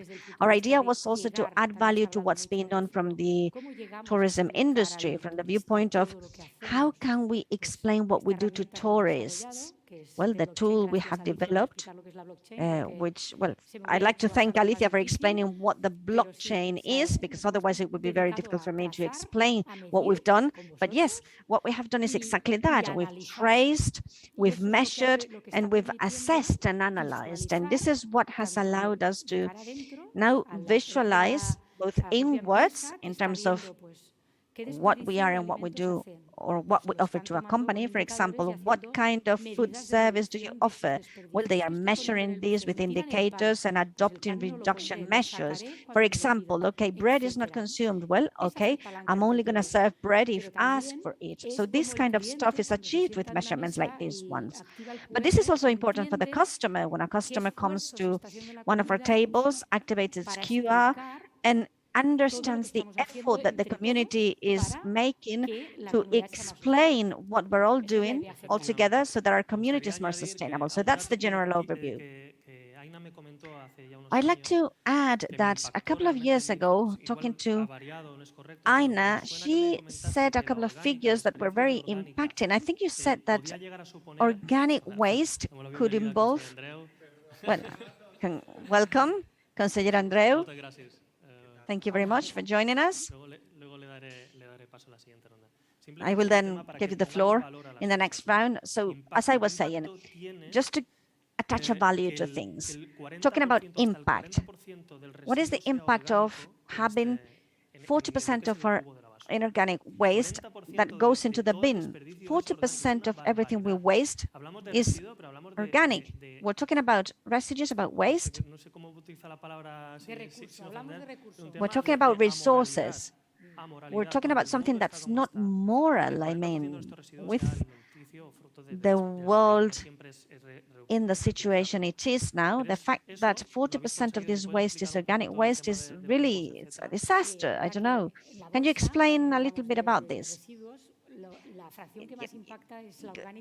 Waste bags, the organic fraction is the one that's, well, that's more impacting. It weighs a lot and we reject a lot.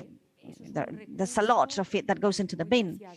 And we cannot forget that it's a very valuable, precious resource. If we can transform this into an organic compost with huge, extraordinary agronomical properties and applications, we are having a huge problem with the scarcity of raw materials, and we're running late in terms of doing something about this. So we're seeing that we have this situation, and we also see that all of these materials, we have to industrially manufacture phosphorus, nitrogen. That's a lot of energy and a lot of money.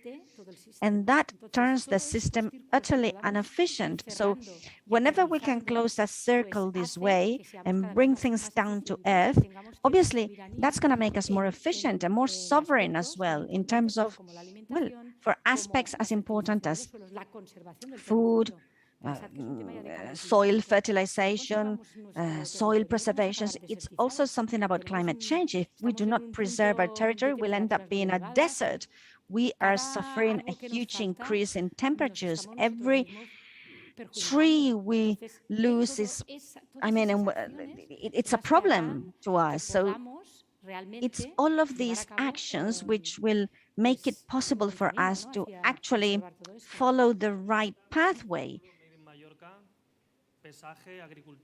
So Made in Mallorca, weightage, management, done in, well, leadered by private companies. Juan, you represent one such project, so thank you for being with us in this table.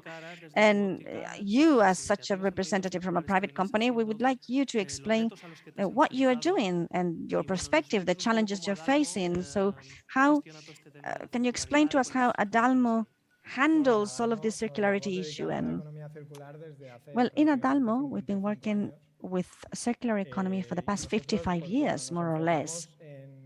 We're very much focused on closing loops and circles. And well, that's what we really care for, having closed circles. For us, any kind of waste is a resource. And what we do with that is we transform it in our plants so that it gives us a further raw material.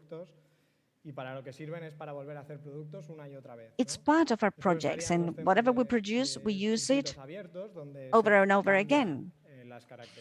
We can talk of open circuits where we change the characteristics of this resource to produce another kind of materials.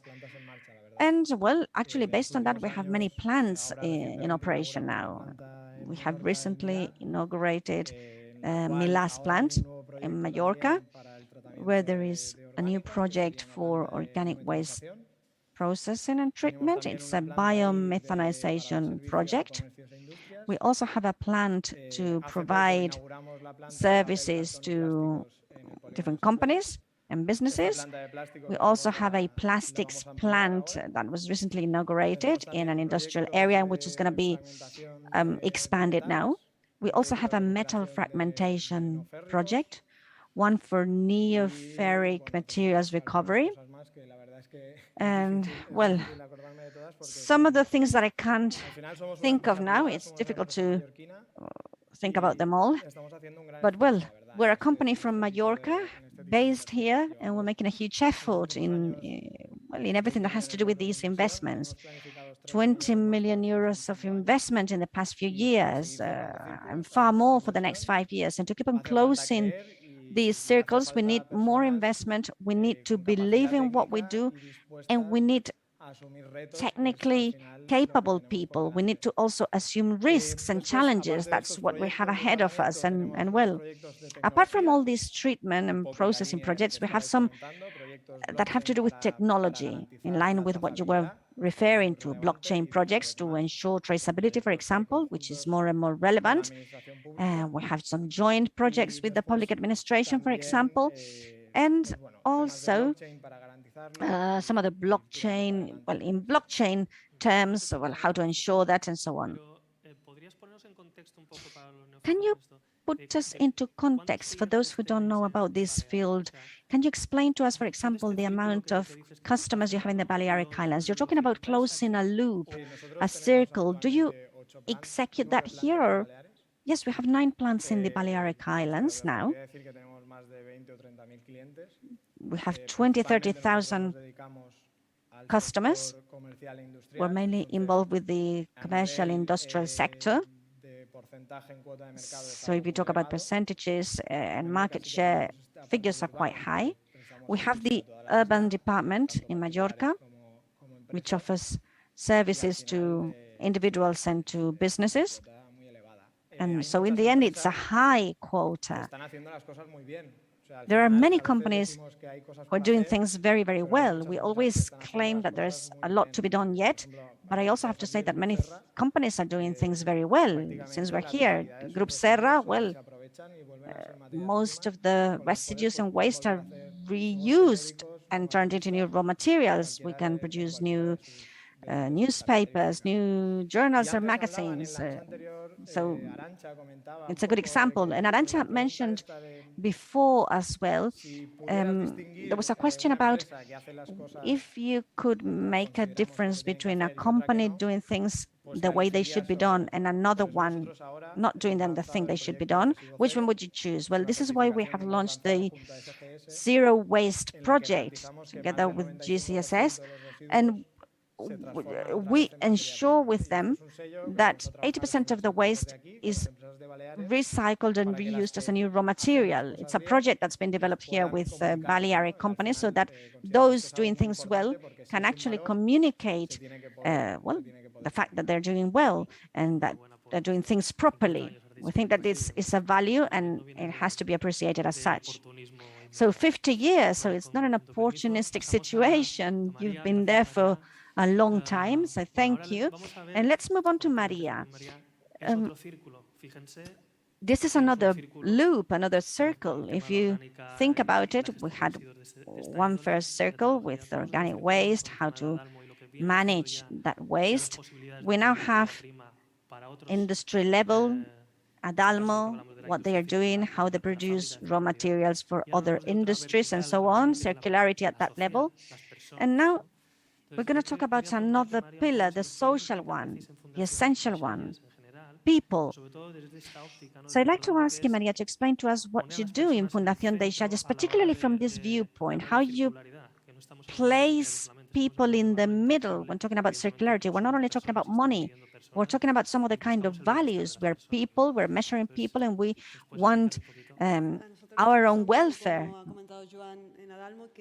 Well, as Joan was saying, for Adalmo, we've been involved with circularity for more than 36 years without knowing it really. In 1986, nobody spoke of circularity in Mallorca or nowhere else. And we started to work this way because we detected two main needs. Caritas and PYME, the two main associations working here at that time, detected that many materials were being thrown away, and it was a pity not to reuse them. They also detected that many people was being left out of the system, and it was very difficult for them to re-enter the system. So they decided to bring those two issues together, and by recovering these materials, well, they decided that they could create jobs for those people who had been left out of the system. This was a problem in 1986. It is still a problem. There are more resources now. It's more established. More people are working in this field, but we still receive many sort of rejected waste material and many vulnerable groups in a social exclusion situation. So we want to go a little sort of a step beyond circular economy. When we speak about circular economy in many forums, we talk about materials, water, all of this stuff. But for us, circularity also involves and includes human beings, people. If we just think about materials, but we leave people aside, we have a huge problem. So we try to conduct those activities, reusing, reutilizing those materials, recycling them, but always creating local jobs, and particularly for people in a social exclusion situation. It's working. We are in Mallorca, in Ibiza. We have 200 employees being paid their payroll, plus some other people collaborating with us who then can integrate into the regulated labor market. And we have two insertion companies. So it's working with a huge effort, obviously, because doing things well is not easy. It's costly. It's cheaper to do things wrongly than to do them well. Taking into account regulations, etc., is expensive, but we are committed to doing things well with the effort it involves, but being also clear and about the fact that we need to do it this way and at ease in our minds. Since we're talking about people, let me also add that for us, circularity means not only Dei Xalles as an isolated foundation. Circularity makes sense if we work in a collaborative manner. We work with Adalmo, we work with Fincaba, we work with many others. We have a project now which is called Let It Circle, because cooperation is fundamental for us. It doesn't make any sense otherwise. If we do not cooperate with, it doesn't matter if it's the public, the private sphere, social organizations, we have to cooperate.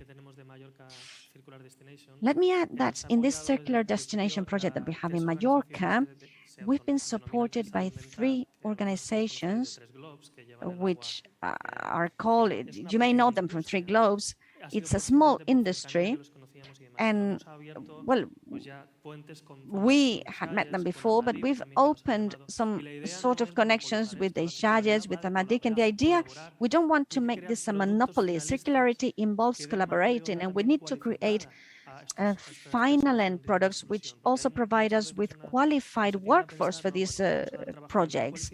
Sometimes we think we're going to give a low qualification job to this person in a social exclusion situation. Well, no, we have to offer them an exit, a possibility as dignified and fair as possible. And that's what we're trying to do, actually, in our project. So, well, that's just something I wanted to add. And then I'd like to introduce Joan, the director of the chemical cluster, a hyper-technified person, somebody who speaks about science and technology in a natural manner.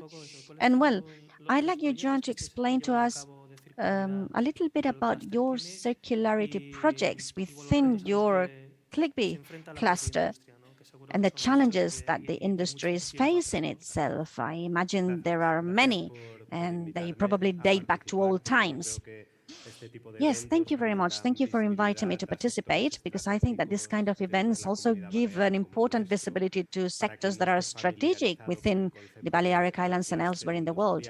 For those of you who are not familiar with the concept of industrial clusters, we are a not-for-profit organization which comprises private companies, mainly based in the Balearic Islands, also knowledge centers, universities, some technological centers, as I said. And we include not only producers and suppliers of tourism hygiene products, that's our core activity, but also public health consultants, laboratories, and, well, many others related as well to the tourism sector. So you were asking us about solutions, and I know you want to get to the point, so let me try and do it quickly. We're now focused on two main very specific aspects. One has to do with looking for zero waste in plastics, and then also achieving the best hydric performance we can for tourism. As for plastics, since the regional law was adopted in 2019, we started to work with the tourism sector, particularly with hotel owners, and to try and move from single-use plastics, those were going to be forbidden by law, to see what we could do about that and how to replace them with other legally permissible products. During the pandemic, we've been thinking about all this and working in small projects with other organizations. Saint Ameco, we've spoken to Fundación de Xalles as well with regard to these issues, and we've realized that the percentage in weight of plastic entering a hotel is not the plastic that was forbidden. That represents only 20%, the one that's now forbidden and is not entering hotels any longer. It's just 20%. It's a huge quantity. I know it's true. It's easily and quickly disseminated. This is why it causes a pollution problem and is banned. But in terms of weight, percentage, most of the plastics are basically related to packaging. And our sector, because of the nature of the product we distribute, well, that's one of the most important elements. So our proposal, and that's what we are trying to develop through several initiatives, is to produce a technological change so that we can bring to hotels eco-designed packages that can be easily reutilized so that everything that enters the hotel exits totally released of plastic, that nothing is left there, that we can wash it, clean it, and re-commercialize it. And this has a secondary aspect that's very important for us. It favors local industry. Not everything coming from abroad is better than what we do here. I could actually claim that what we do here is as good as what comes from abroad. And to prove this, most of the companies belonging to the cluster, SMEs, most of them, well, many of them are working in more than 30 countries all over the world. Some of the public health advisors that are part of the cluster are counseling and advising big multinationals all over the world. So talent lies with us here. How are we going to achieve this change? Well, first by eco-designing new packaging, different from what we now have. Most of them are designed to be used just once and then to be sent to a sort of intermediate manager that simply recycles it. So, well, recycling, that means complying with the legislation, but not going far beyond. So our project involves how to establish automated sensorized stations which distribute these products within the hotels based on these eco-designed packages, and that so that any handling inside the hotel is produced with reusable packages. This is part of the main part of the project, and I'm convinced that this year we will be able to have 2, 3, perhaps 4 pilot projects in some hotels here in Mallorca. We were going to try and implement the system, see how it works, assess it, sensorize, and see if we can scale it up if it's operational without serious operational difficulties in terms of cleaning processes particularly. Obviously, this also involves working a lot in terms of training, changing cleaning and hygiene procedures within the facilities and establishments for providing this and so on. And then we also have a second issue, which brings us to one step sort of further below. Most of our hotels do not know today what their water consumption level is per sector. They are just aware of their total water consumption level. The administration is also not aware of what the water used from each supply point is destined to. What's been done with the water provided to a customer. And because we don't have those data, it's very difficult to make smart decisions. We have met and sat down with the Hotel Federation here in Mallorca several times, and we've always, we always end up saying the same. If we can know what's being consumed, how, what technologies are implemented today, we will be able to make the smart decisions we need to achieve the savings we all need and want to achieve. There's a consensus there. So step number 1 is using sensors to know what we are wasting, what we are spending, what we are using. And there we're going to find sections with no way for improvement, because improvement has already been done per se, and it's been done properly. It's been required by the by the facilities requirements themselves. What you spoke about hotel modernization before. So in some sections this has been done. There are others, swimming pools, irrigation systems, for example, for gardens, where we're sure that there's still a long way to go forward. Let me give you just a small piece of information. We have about 600,000 tourism swimming pools here in the Balearic Islands, with an average capacity, according to a report produced together with the university, of 260 cubic meters. This means that every time we fill in those swimming pools, we are spending 2 million euros, taking into account the price of water. But the operation of those swimming pools also requires refilling them with water, mainly due to evaporation problems, 2% daily, and also water is needed for the daily control and hygiene cleaning procedures in that swimming pool through whichever system it's been implemented. According to studies conducted 4 or 5 years ago, we would be talking about 8.5%. If you add both things together, this means that you're wasting 10% of water daily. What does this mean? In a 7-month season, April-October, this water replenishment system costs us 50 million euros as a tourism sector. It's a lot. Today, the sector has enough innovative, available technology to be able to move from that 10% to, down to 5%. What does this mean? It means that, we're talking about 11 cubic hectometers of water. This week, the media published a study conducted by the university which spoke about the hydric cost of tourism.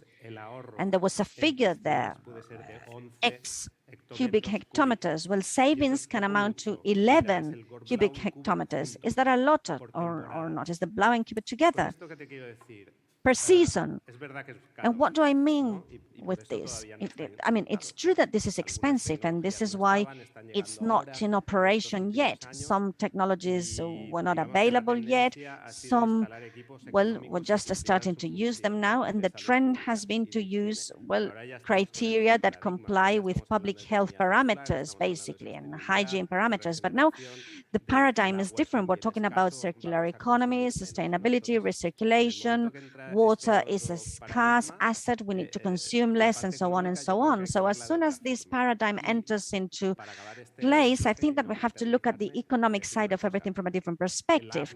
So, and just a final reflection, water at the average price in Mallorca today has this price, but this is an arbitrary price. Tomorrow, anyone here may decide to treble that price. So the ROI on these investments will be quicker, 1 year instead of 3 or 4, because water is going to cost you 3 times more than it costs now. It could. We're talking about water prices. Yes, does it make sense to throw that water away? I mean, going through what we're going through in the planet. I don't think that's a logical way to proceed, even if it were cheap. If we look about different consumption levels here, private users, the transmission system, we're talking about huge amounts of water per year, lots of water. If we reuse that, we would not need to think about restrictions. We could reuse that water to water our gardens and so on. So I think there's a clear opportunity there, a very interesting one. And I'm going to give the floor to the president and now of the foundation. Thank you very much for joining us, by the way. And let me start with the next question already. What do you think about the future of circularity? What's your personal opinion and your intuition? Well, I think the future of circularity is the future of Mallorca and of our society. We've taken a path that's inevitable. It's a path of awareness raising, which 5 years ago would have been unthinkable. We've also reached a level of general agreement. But I think we need to have a concept of circularity that's very complete, comprehensive. Circularity is not only the environmental aspect, but we have to work from the point of view of social circularity. That's been done for so many years with projects such as Lesayes, and also economic circularity. The concept of circularity needs to be a global concept. From the point of view of the tourist sector, I think there's a very high level of awareness. The law on tourism, with a series of premises, the administrations need to work to be level with that business concept in Mallorca, with the composting plants from an environmental point of view, with the new Cebat call. We're going to try to apply to municipal councils those concepts of circularity. We're also going to work intensely, and we also need to think that from the point of view of our industry, circularity is essential to offer quality to tourists. It is true that circularity will be something that's at every destination. We're not going to be different, but we're going to be leaders. We have to apply to our product that concept of circularity, because in the end, in our promotion, we have to work on and apply this. As I say, circularity is key for the development of our island, for the development of our society, and we have to promote it between us all. That's my point of view. Before, 2 speakers talked about the difficulties the public administration had to execute these policies effectively.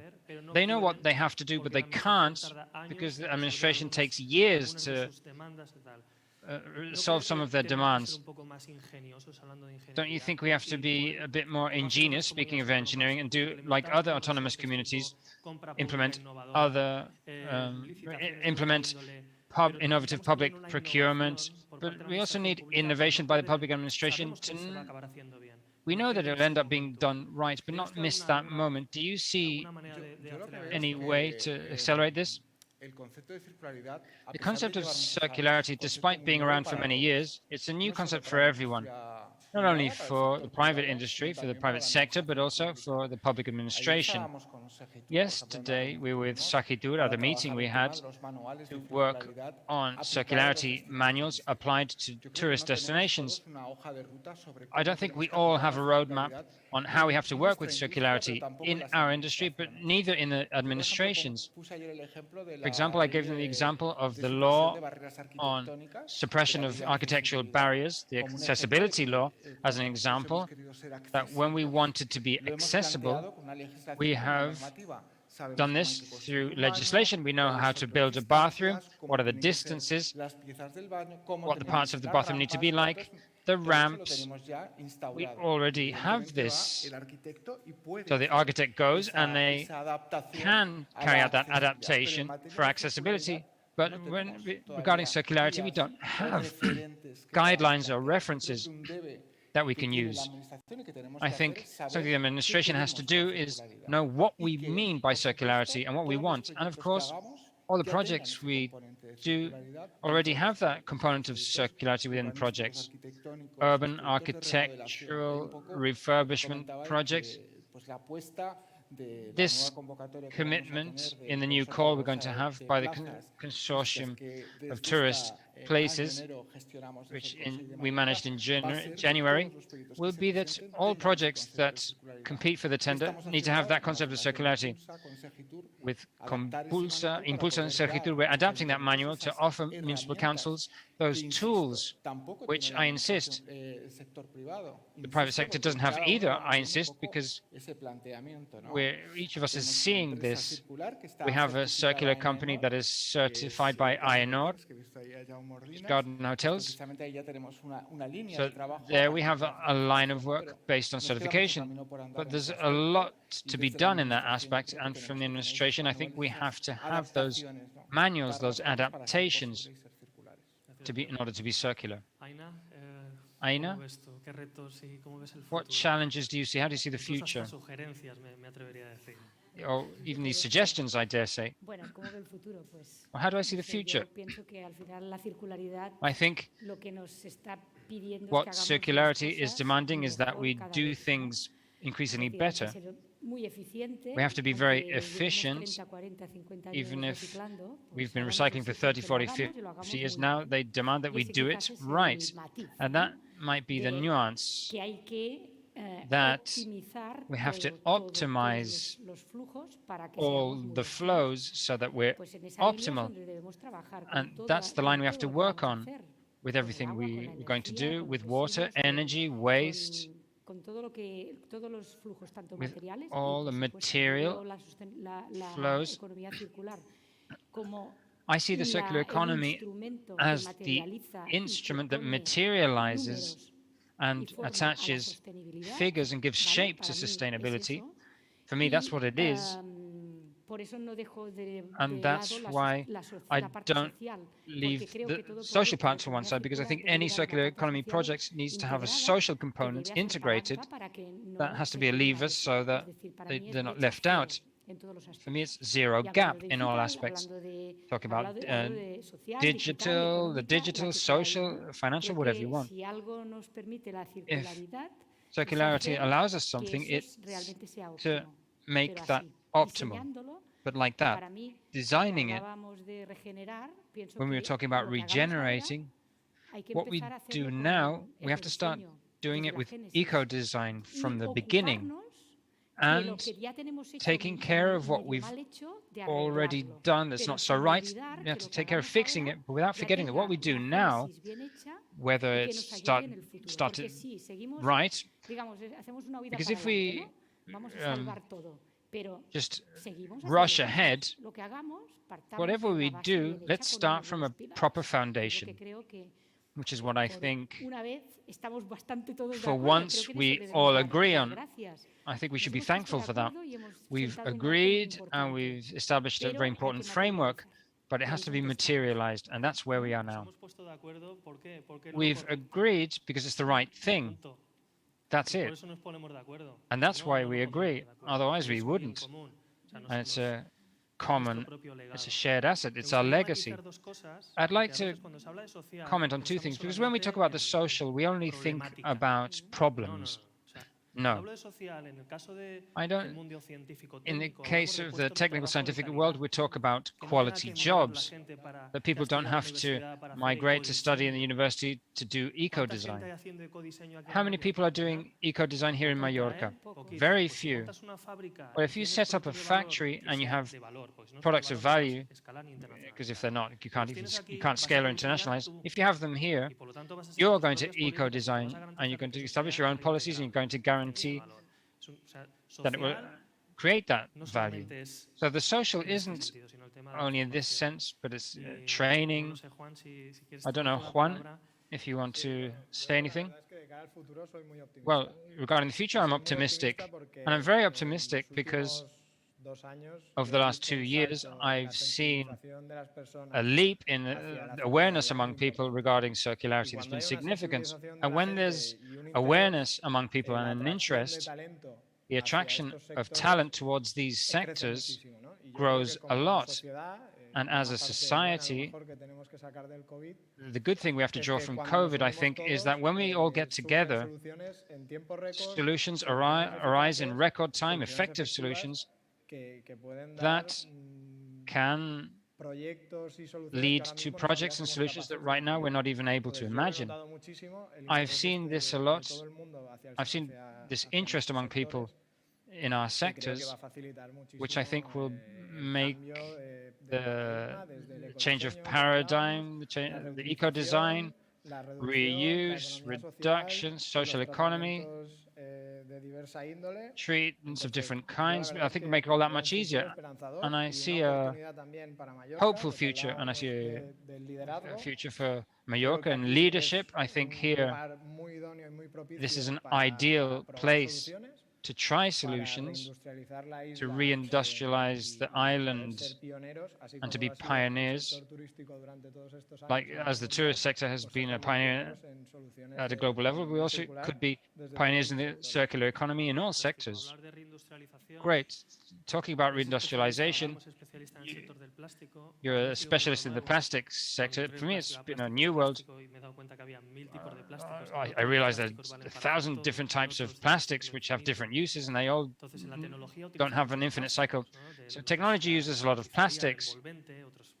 Maybe the coating, furniture, there's a huge amount of uses, and I think we have to work on having a plastic that's as reintegratable as possible, and not use plastic to export it, but to transform it into a valuable raw material here on the islands, and in the long term, to make a small amount of waste. Maria, I don't know, what challenges do you see? We think that now it's a very strategic moment for the whole circular economy. It's everywhere. As we've said, the European directives, state laws, regional laws, even the law on tourism talks about circularity. The previous law on tourism didn't mention it, I think. And also, I think that right now the circular economy is necessary. Either we do the circular economy or it's over. Everything's finished. Either we do this or we don't continue.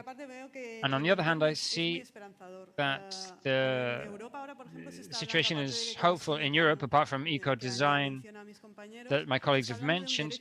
They're talking about the right to repair, while before this was impossible. The message was, well, it's more expensive to repair than to buy a new one, so buy a new one. But in Europe now there's a social movement demanding the right to repair for eco-design so that things can be repaired. Austria is providing grants for people who want to repair. So if you want to repair and do things right, we'll give you a grant. And then this year we started to work with the hotel sector. For us, it was like a big unknown sector, but we've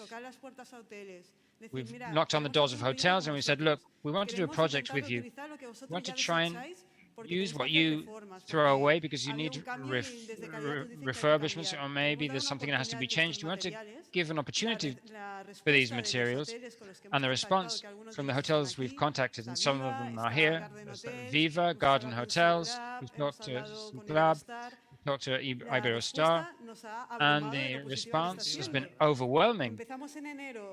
We started in January until May, and we've collected almost 50 tons of material, of which we've reused about 80%.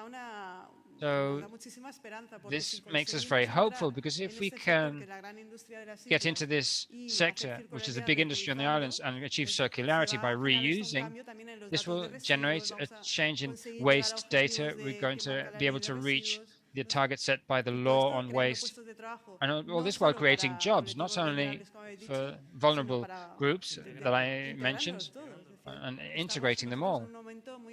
We're at a very hopeful moment now. You mentioned a topic which is eco-design and manufacturing here, which has to do with technological sovereignty. That's so talked about. So if the more you manufacture here, the more independent you are from external fluctuations. And we also develop technology on the Balearic Islands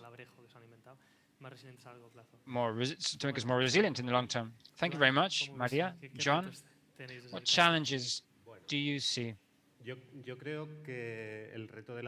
I think the challenge of sovereignty is very important.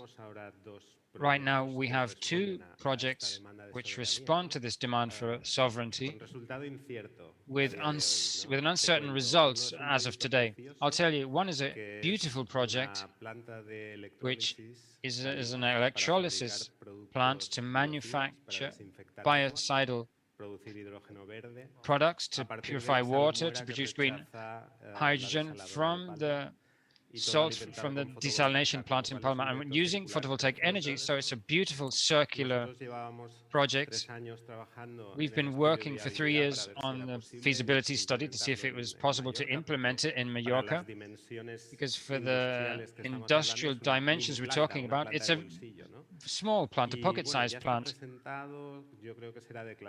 It's already been presented. I think it will be declared a strategic project soon. We've obtained private financing, and I think it will become a reality. It will start to be built if everything goes well in early January next year.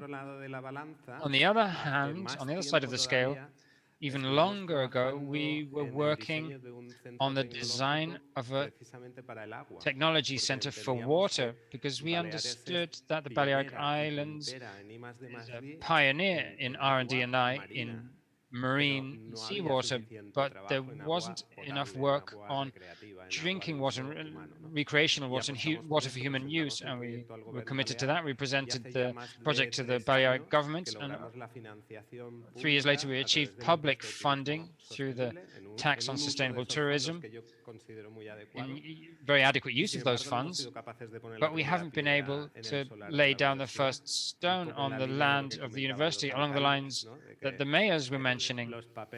The paperwork, all the bureaucracy. Before this legislation is over, I would like the people who helped in the government to promote this initiative have the pleasure of laying down the first stone. Let's see when we finish it. In general, the future needs an ecosystem vision. That's a very clustered slogan.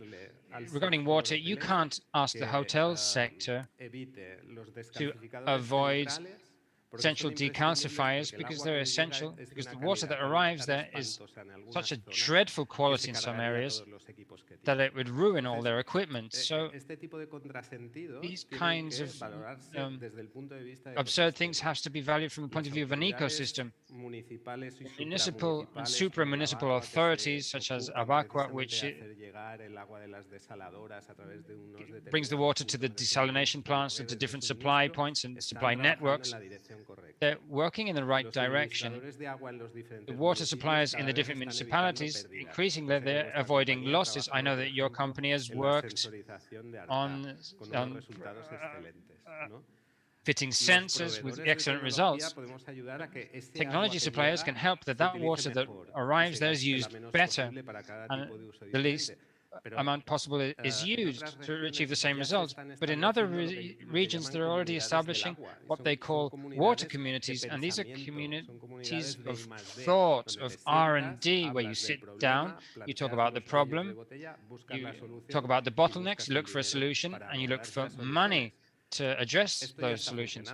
This is already working. We just need to do a bit of benchmarking, which is a modern way of saying, let's copy what works. This is the future, and it's a future that will bring us together if we work on it as a community. Thank you, John. We accept the challenge. Now, to close the panel, I give the floor to the President, if you want to say anything on this. I would like to give the floor to the person who has to close, but no. I think we have a lot of talent. I think it's important that we talk about public-private collaboration, but also public-public collaboration. It's true that we have a roadmap, that circularity will be key, it will be competitive, it will be inevitable, it will be necessary, and therefore that's the way it is, and we have to do it. And I think we also have the challenge of being able to measure it, of anticipating ourselves and predicting where we have to take our path and optimize the resources we have, which we have them right now, because these are the resources from the Next Generation funds. These funds that we have on the table, we have to use and we have to optimize, because we won't always be able to have the opportunity given to us by Europe, despite the difficulties there may be due to the pandemic, but there's been an opportunity for many things. I think we have all the ingredients to have a very good effect and to continue being leaders, not only in tourism, where we're one of the most important, one of the 50 most important destinations in the world. I think we should all remind ourselves of this, but precisely because of that, we have to be leaders in circularity. Thank you very much. Well, let's remember that. We're doing good. We're doing well. We want to be leaders. We don't need to floor the accelerator to be the first. Thank you very much to all of you. And I think with that, we can end this panel. Thank you.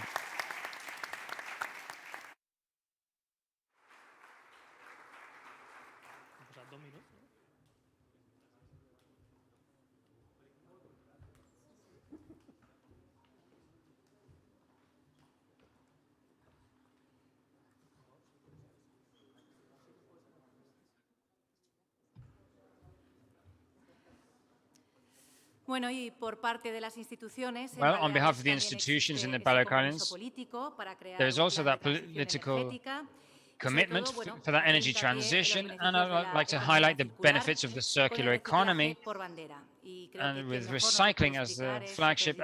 Who best can explain this is the President of the Provincial Government. Thank you very much for being here at the forum.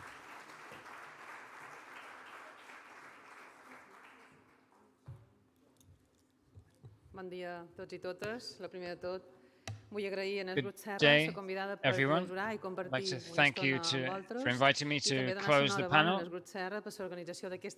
like to thank the organization for this week of experiences on sustainability, green transition, sustainable mobility, sustainable tourism, everything we've talked about. I think it's a very good week of sharing experiences, showing all the best practices and everything that's been done and talked about.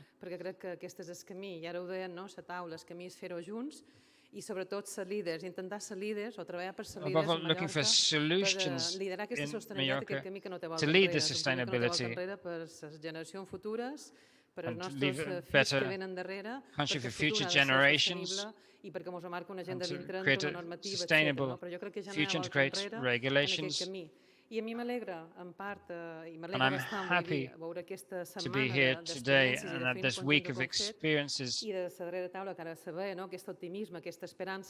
good to see this optimism and hope, because I think that Mallorca col·laborativa, tant in s'iniciativa a privada, collaborative way with com la pública, public-private amb iniciatives legislatives, collaboration, com la llei de public canvi climàtic, la de residus, la initiatives, turística que hem aprovat aquesta setmana, o altres iniciatives. and Crec que other estem initiatives, I demostrant que think aquest camí they're és el que volem showing fer i ho volem fer that plegats. we're on Hi ha the una right path autoconsciència de tota and that la there's an societat i de tots els awareness agents per poder-ho fer. Jo crec que everything això that has to mos be ha d'agradar, done. i més en aquesta setmana crec que ho ha posat molt de I'm manifest. glad. perquè ens I think this week has been good crec que to s'ha show pogut constatar everything tot that's això. being Jo crec done. que és clau que Mallorca sigui, a I think més, it's una clear illa that enmig del Mediterrani, una illa Mallorca finita, que is a sigui finite líder i island in the referent en els Mediterranean temes de that's a leader and a reference sostenibilitat in i issues of circularitat que va tot sustainability and lligat circularity en that's el all model que volem linked implantar. Evidentment, to the model that's la being pandèmia implemented. crec que ens ha donat I think una lliçó i és que ja veníem treballant abans something en we've aquests learned temes, però que ara ho hem from d'accelerar. the pandemic No queda is altra, that now crec que mos ha there's posat no en other un choice than canvi to davant de accelerate the tothom. changes that are already I, a taken més, mos ha donat una place altra oportunitat, before. que són els fons And we've europeus, que també been given abans another no hi eren, opportunity abans which de coming pandèmia, from si the alguna Next cosa bona Generation en Amèrica ha funds. tingut la pandèmia,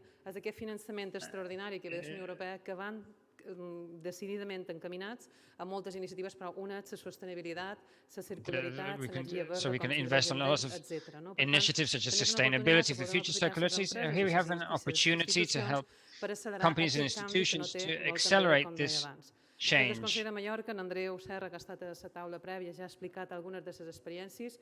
We've Algunes had a les lot han of explicades, experiences. Some durant of aquesta them setmana. Jo have remarcaré explained them algunes, during de les this quals week. crec que puc constatar que estem fent.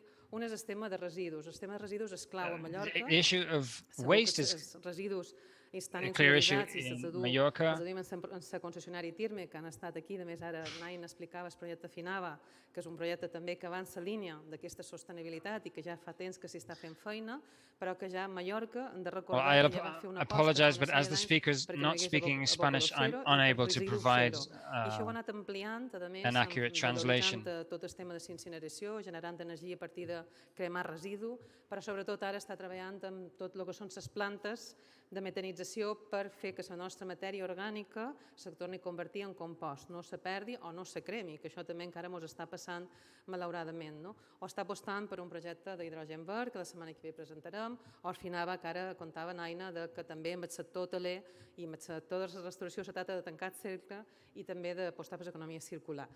Un projecte que també crec que n'hem de treure pit, a més tota la societat s'hi està ajuntant i tothom ho veu claríssim i també té finançament europeu, és el projecte que li hem tancat cercle, que consisteix en construir 5 plantes de compostatge a Mallorca, repartides per tota l'illa de Mallorca, perquè precisament el residu orgànic se converteixi en compost de qualitat, que torni a anar en el sector primari i que a més aquest pugui fer agricultura ecològica, que aquest producte torni, evidentment, en els restaurants, en els hotels o les cases de tota la ciutadania en general. Això és un projecte ambiciós que Mallorca està apostant, ja vos deia, tenim finançament europeu, la primera planta serà la de Llaummajor, que ja té declaració d'interès estratègic, etc. Però continuarem a Santa Margalida, Felanitx, Marratxí, Calvià. La idea és que Mallorca també sigui un referent en tot el tema de la política de residus i ja no cremem més matèria orgànica, sinó que la tornem allà on ve i també amb un producte de qualitat. Una experiència que, com bé coneixeu, és pionera de qualque manera, Gardens, en el seu projecte, que ja està sent un exemple i un referent on hi ha una cadena hotelera que aposta per aquesta i que se va engrescar amb aquesta iniciativa i que també és exportable a la resta d'iniciatives. Un altre tema fonamental i que fem feina, i a més tenint ara la competència plena de turisme des de turisme, aquí també fem una aposta clara per la sostenibilitat, l'Observatori de Turisme Sostenible, que jo supos que en Andreu ja vos ha explicat, o vos hem explicat en altres ocasions, també en finançament europeu, és una clau també per aquesta aposta, perquè ens permetrà medir com estem en sostenibilitat, com estem en circularitat i cap on hem d'anar. Jo crec que també, ho deia ara quan tancava el conseller, necessitem medir i saber on som. I això no passava a Mallorca i ara ho tindrem perquè ja aquest observatori ja està en marxa. També ho fem de la mà dels municipis. Ara trobarem aquesta convocatòria de la bossa de places on apostem per la circularitat. Tenim espais, que és una convocatòria que aposta per la circularitat. També ajudam a fer aquest catalitzador, a accelerar també des de la mà dels municipis perquè al final hi han de ser tots. I així podrien seguir la tramitació dels projectes europeus, que el Consell és clau i també implanta en el territori diferents projectes europeus per també accelerar aquest canvi. En definitiva, jo crec, com començava, que hem de ser tots amb aquest canvi. Jo crec que el canvi ja no té volta enrere, el futur és sostenible. Jo crec que hem avançat molt, ho explicàvem, hem vist aquí aquesta setmana moltes experiències, queda molt per fer, però estem en el camí. Crec que també Mallorca té una oportunitat en tot el sector d'innovació, que ara se deia el darrer, poder també desenvolupar sectors d'innovació i sectors industrials associats a la circularitat, a la sostenibilitat i, per tant, també poder diversificar per aquest sentit. Crec que també és una oportunitat que tenim i, per tant, com dèiem, han de ser tots, iniciativa pública i privada. I crec que estem en el camí no té volta enrere perquè el futur ha de ser sostenible, o no serà, no serà de cap manera. Per tant, com començava, agraint al grup Serres iniciativa, crec que ha estat un èxit i per molt d'anys aquesta setmana d'experiències en sostenibilitat. Gràcies.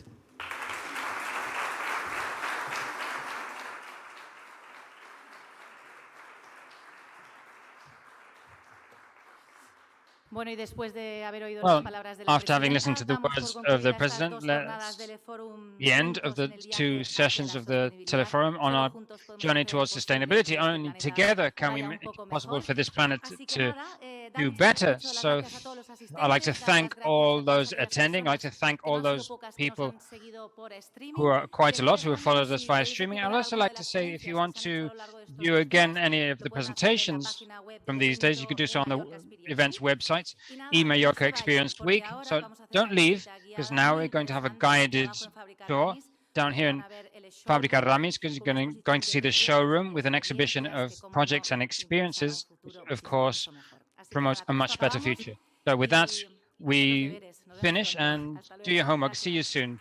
Goodbye.